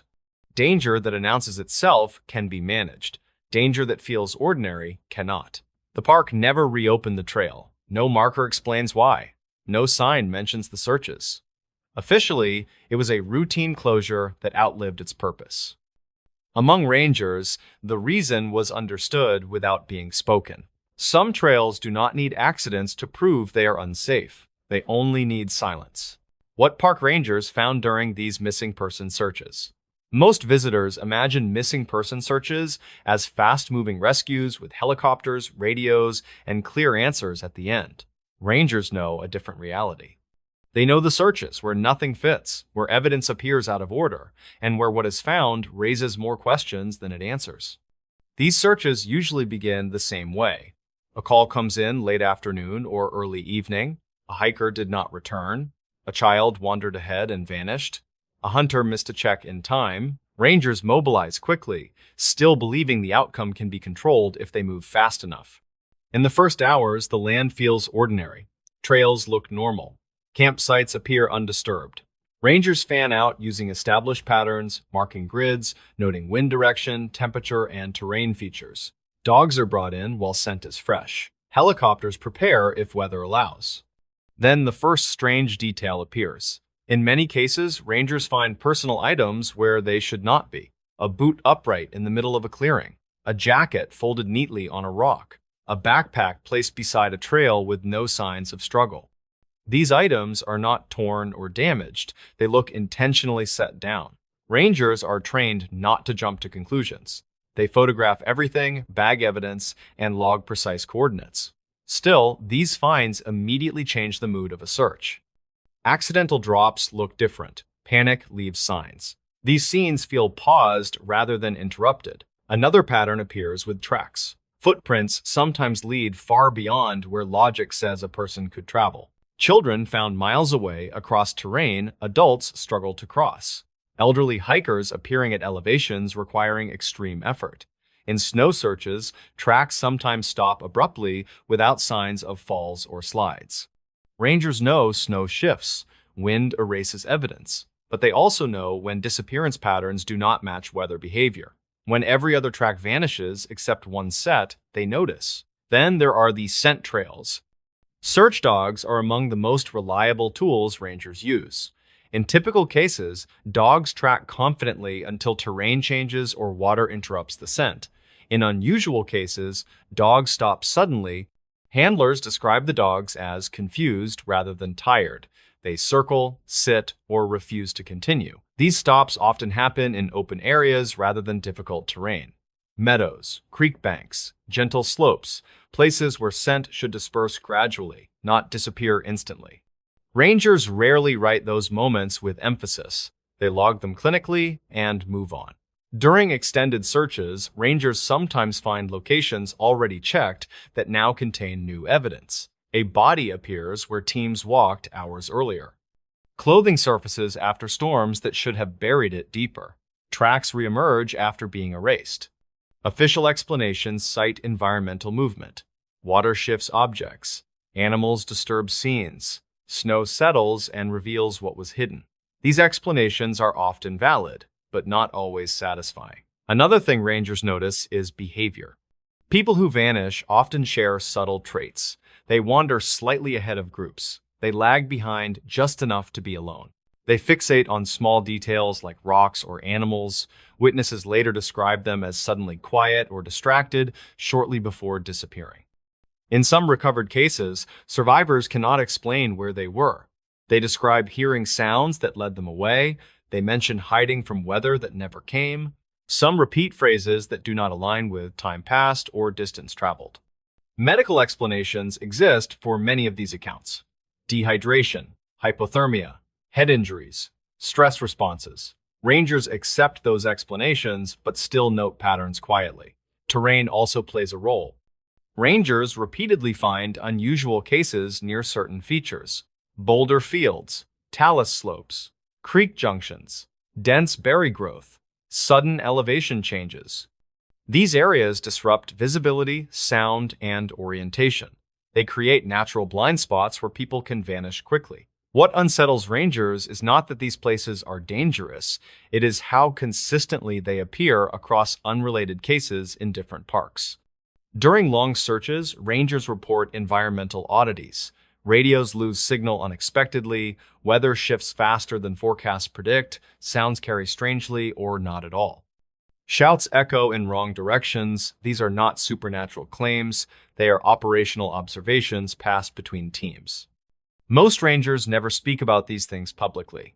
Their job requires calm authority. Public fear complicates rescues and damages trust. They focus on what they can prove. What they find most often is absence.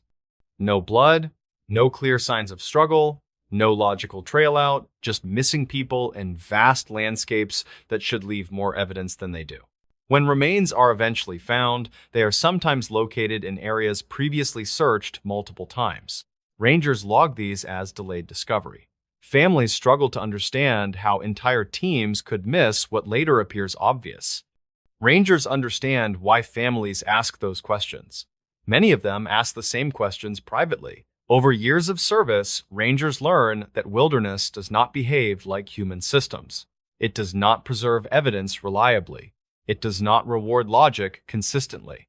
It reshapes scenes constantly while appearing still. What park rangers find during these missing person searches is not always answers. Often, they find fragments that do not connect cleanly, clues that contradict timelines, evidence that suggests movement without direction. Most cases end with a report that reads orderly and controlled. Behind those reports sit memories rangers rarely share, moments when the land felt wrong, when patterns repeated without explanation, when doing everything right still led nowhere. They continue the work anyway. They search longer than policy requires.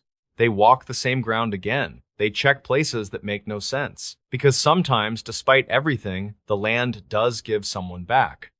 And sometimes, all it gives is the quiet understanding that not every disappearance fits inside what humans are ready to explain.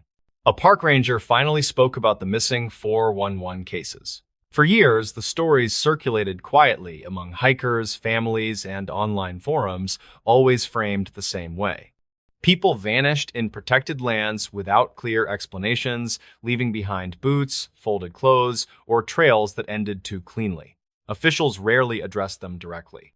Rangers followed policy, stuck to facts, and avoided feeding speculation. That silence became part of the mystery itself. The man who finally spoke was named Aaron Klein, a former park ranger with nearly 2 decades of service across several large wilderness areas. He was not a thrill-seeker or a storyteller by nature. Colleagues described him as procedural, calm, and stubbornly grounded. When he retired, most assumed he would disappear into a quiet life far from headlines. He did not speak because he wanted attention. He spoke because retirement removed the one thing that had kept him silent for years. He was no longer required to protect the image of the agency above everything else. Aaron began his career fresh out of school, assigned to trail maintenance and visitor safety. At first, missing persons cases felt rare and tragic, but understandable. People slipped, underestimated weather, or ignored warnings. Search and rescue teams usually found them within days, sometimes alive, sometimes not. Over time, a different pattern emerged.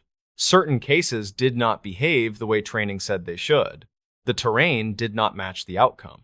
Evidence appeared where it should not. Clues vanished where they should have remained. The first case that unsettled him involved a child who disappeared from a family group on a wide, well-marked trail. The distance between last sighting and disappearance was measured in seconds. Dogs tracked the scent confidently for several hundred yards, then stopped abruptly in an open meadow. No water crossings, no cliffs, no logical exit routes. Supervisors explained it away as scent loss caused by wind. Aaron accepted that answer publicly. Privately, he started paying closer attention. As the years passed, he was present for more of these cases. Adults with outdoor experience vanished on clear days. Hunters disappeared with rifles and radios. Search teams found boots upright, clothes folded, or personal items placed deliberately on rocks. Sometimes the missing were later found miles away in terrain they could not have reasonably reached. Aaron emphasized that not every missing case fit this pattern. Most did not, but enough did that rangers quietly recognized similarities without ever labeling them officially. One similarity was silence. Radios failed unexpectedly. Weather shifted faster than forecasts predicted. Sound behaved oddly during searches, carrying voices in wrong directions or swallowing them entirely. These were things rangers mentioned to each other but never wrote down. Another similarity was location. Many disappearances clustered around areas with specific features: boulder fields, dense berry patches, sudden elevation changes, creek systems that ran underground. These places were not inherently dangerous on their own, but they appeared repeatedly in reports. Aaron explained that rangers are trained to reduce chaos, not invite it. Public panic helps no one. The agency preferred simple explanations that encouraged responsible behavior. Accidents, exposure, disorientation. Those explanations were often correct. The problem, he said, was when they were not. He described one search where a man vanished near a river bend during mild weather. Searchers combed the area within hours. Helicopters flew grids. Dogs worked confidently. Nothing appeared. 3 days later, the man was found deceased in a spot already searched multiple times. His body position suggested he had been placed there after the searches began. The official report listed delayed discovery. Aaron did not argue at the time. He needed his job. He spoke about cases involving sudden storms that arrived without warning, isolating individuals while leaving nearby groups untouched. He talked about children found alive days later, strangely calm, unable to explain where they had been, sometimes repeating phrases that made no sense to investigators.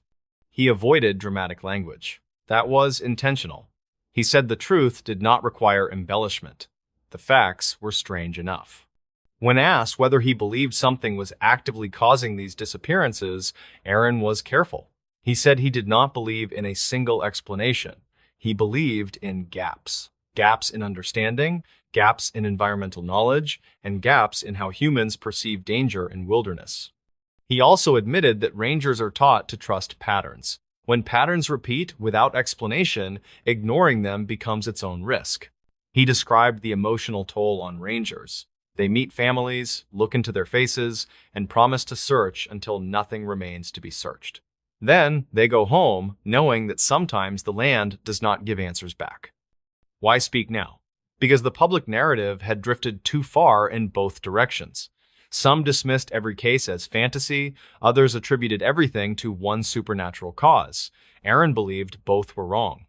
He wanted people to understand that wilderness is not passive. It is dynamic, complex, and sometimes hostile in ways humans have not fully mapped. He believed certain conditions create perfect blind spots where people can vanish quickly and completely. He also admitted something that made listeners uncomfortable. There were moments during his career when he felt watched, not in a threatening way, but in a way that suggested awareness. Those moments always happened in the same kinds of locations where disappearances clustered. He never filed those feelings. Feelings do not belong in reports. When the interview ended, Aaron did not offer conclusions. He offered warnings. Respect closures. Do not separate. Do not assume experience makes you immune. Pay attention when the environment feels wrong, even if you cannot explain why. He said the most dangerous thing in the wilderness is confidence paired with silence. After the interview aired, the agency released a brief statement reaffirming that all missing persons cases are investigated thoroughly and that there is no evidence of coordinated causes. Aaron expected that response. He did not argue with it. His goal was simpler, to say out loud what rangers had whispered to each other for years, that some cases resist clean explanations, and pretending otherwise does not make people safer. The missing 411 cases are not a single mystery. They are many small unanswered questions scattered across forests, mountains, and parks where humans pass briefly and nature remains. A park ranger finally spoke, not to frighten people away from wild places, but to remind them that those places do not operate by human expectations. And sometimes, when someone disappears without a trace, the most honest answer is that we still do not fully understand where they went or why the land did not give them back. In this new story, search teams found no footprints in this national park. Search and rescue teams at a high-elevation national park once faced a situation that immediately broke every standard assumption. Fresh snow covered the ground, conditions were clear enough for tracking, yet there were no footprints at all where 2 hikers were believed to have vanished. The situation began just after sunrise when a trailhead ranger conducting a routine winter check noticed a vehicle parked in a restricted lot. The area was reserved exclusively for permitted backcountry travel during winter months. The vehicle was registered to 2 hikers who had signed out the previous afternoon and failed to return by their stated time. Edrin Cavale was 51 and served as the Senior Operations Coordinator for the park's Search and Rescue Unit. He had spent over 2 decades managing missing hiker cases across steep terrain, avalanches, sudden storms, and medical emergencies. Very few situations surprised him anymore. This one did.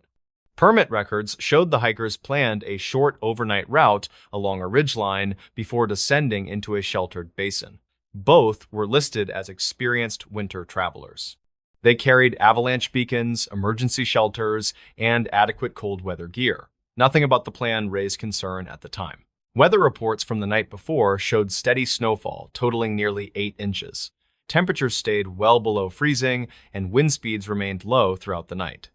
Under those conditions, tracks usually preserved cleanly until late morning. Edrin arrived at the trailhead with the first response team as daylight filtered through the trees. The parking area showed a single, clear set of tire tracks leading into the lot. No other vehicles had entered overnight.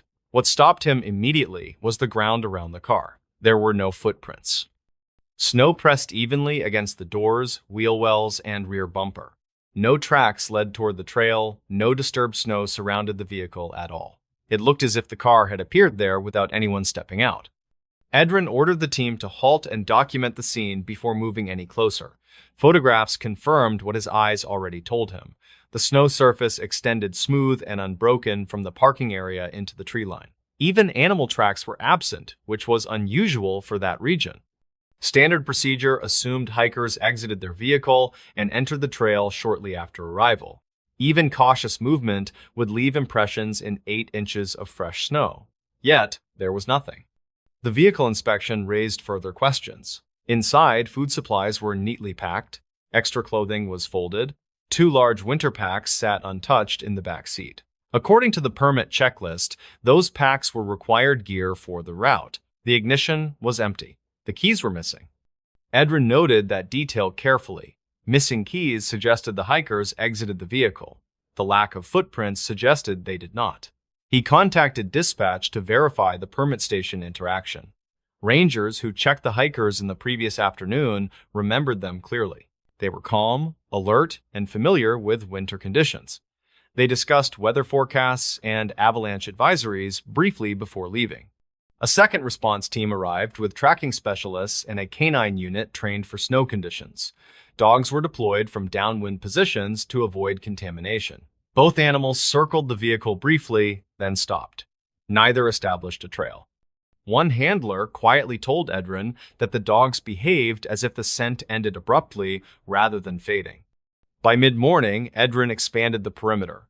Teams moved outward in careful arcs, scanning tree wells, slopes, and drainage lines. They found nothing. Branches remained unbroken. Snow loads rested evenly on low limbs. No signs of passage appeared anywhere. Edrin requested aerial support. A helicopter sweep confirmed the same result from above. The snow surface surrounding the trailhead looked untouched in every direction. Fresh snow, which normally made searches easier, had erased the story entirely. By early afternoon, Edrin reviewed weather data again, looking for any sign of strong winds or drifting that could have smoothed tracks. The data showed nothing extreme. Conditions remained stable through the night. Edrin felt a quiet unease settle in. Every missing hiker case began with a last known point. This one did not even offer that. He marked the trailhead as an anomaly and prepared to escalate the operation, knowing that without footprints, the search had already lost its most critical advantage. Edrin expanded the operation early the next morning, bringing in additional rangers and a second canine team from a neighboring district. He ordered strict movement control, knowing that every new track risked destroying something subtle. Teams advanced in staggered lines, stopping often to reassess the snow surface ahead. Nothing appeared. The dogs behaved the same way as before. They circled briefly, checked the air, then disengaged. Handlers reported no clear scent pool, no directional pull, and no confusion caused by wind. The dogs simply had nothing to follow. Edrin shifted focus to the vehicle again. He inspected the undercarriage, the roof, and the surrounding snowbanks. A faint compression mark near the rear bumper caught his attention. It looked like downward pressure without any sliding or step pattern. Someone might have stood there briefly, distributing weight carefully. Still, there was no trail leading away. Edrin consulted a snow science specialist assigned to the park during winter months. Together, they examined the crystal structure near the vehicle. The top layer showed recent snowfall, light and powdery. Beneath it was a thin, hardened crust formed by earlier temperature fluctuations. Under rare conditions, that crust could briefly support weight without collapsing. If someone stepped out during that window, impressions might have been shallow enough to vanish quickly once new snow settled. The theory explained how tracks could disappear near the car. It did not explain why nothing appeared beyond that area. On the second day, teams moved downslope into natural travel corridors. Disoriented hikers often follow gravity. Rangers checked drainages, tree wells, and leeward sides of ridges where signs sometimes survive longer. Late that afternoon, a ranger radioed in a find nearly a mile downslope. A small fragment of reflective fabric lay frozen into slush along a narrow creek channel. The material matched emergency bivy commonly carried by winter hikers. There were no tracks leading to it. The following morning, another ranger located a single glove lodged beneath ice farther along the same drainage. It was a winter glove rated for cold exposure. Again, no approach trail existed. Edrin plotted the locations on a map. Both items aligned with a natural funnel that would draw someone downslope during poor visibility. The spacing suggested movement rather than random loss. Edrin assembled a working hypothesis. The hikers likely exited the vehicle during a brief lull in snowfall, stepping onto hardened crust. They may have intended only to assess conditions or reposition the car. New snow then erased shallow impressions almost immediately. Disorientation could have followed quickly. Whiteout conditions compress space and erase reference points. Even experienced hikers can lose bearings within minutes. Instinct often drives movement downhill. As they moved, crust beneath their steps may have collapsed and resealed repeatedly, leaving no lasting trace. Fresh snowfall continued to erase what little evidence remained. Edrin briefed the team on the theory, careful to present it as possibility rather than certainty. Search patterns adjusted accordingly, pushing farther downslope and widening the radius. Days passed with no further discoveries. Pressure mounted to transition the operation to recovery status. Weather worsened. Resources thinned. Probability dropped sharply. Edrin delayed the decision as long as he could, knowing that without a trail, the search was already fighting time itself. By the fifth morning, weather forecasts turned against the operation. Another storm system approached, bringing higher winds and deeper accumulation. Helicopter support was grounded. Ground teams faced increasing avalanche risk. Edrin stood at the trailhead before sunrise, reviewing maps that now felt more symbolic than useful. The search radius had grown wide, yet the absence of a starting trail meant every direction carried equal uncertainty. Without footprints, time had erased sequence, and sequence was how searches survived. He made the call to shift from active rescue to recovery. The decision was procedural, but it weighed on him heavily. Recovery status did not mean giving up. It meant acknowledging that survivability windows had likely closed. Teams would continue searching, but with reduced urgency and fewer resources. Over the next several days, rangers focused on terrain traps. Deep tree wells, narrow ravines, and low visibility corridors received attention. Probes were used where snow depth allowed. Dogs were redeployed after brief thaws in case scent emerged. Nothing changed.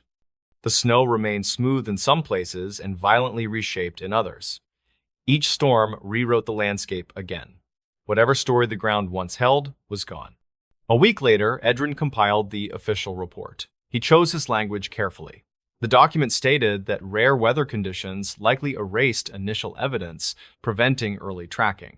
Subsequent snowfall eliminated remaining signs before search teams could establish direction. Privately, Edrin added a supplemental training note. He wrote that fresh snow does not always reveal movement. Under specific conditions, it can hide it completely. He emphasized that the absence of evidence should be treated as evidence itself, not as failure of observation. Months passed. Spring arrived. Meltwater carved new channels through the basin. Crews returned to the area once snow receded enough for safe travel. They searched again with different tools and different light. No remains were found. No additional gear surfaced. The case remained officially unresolved. Years later, new rangers learned the story during winter briefings. It was not presented as mystery or legend, but as caution. The environment does not always leave clues. Sometimes it removes them with precision. The parking lot still opens each winter, vehicles still arrive and leave, snow still falls quietly overnight. But among those who know the case, that trailhead is remembered for one unsettling fact. Two people stepped out into fresh snow, and the ground never showed where they went.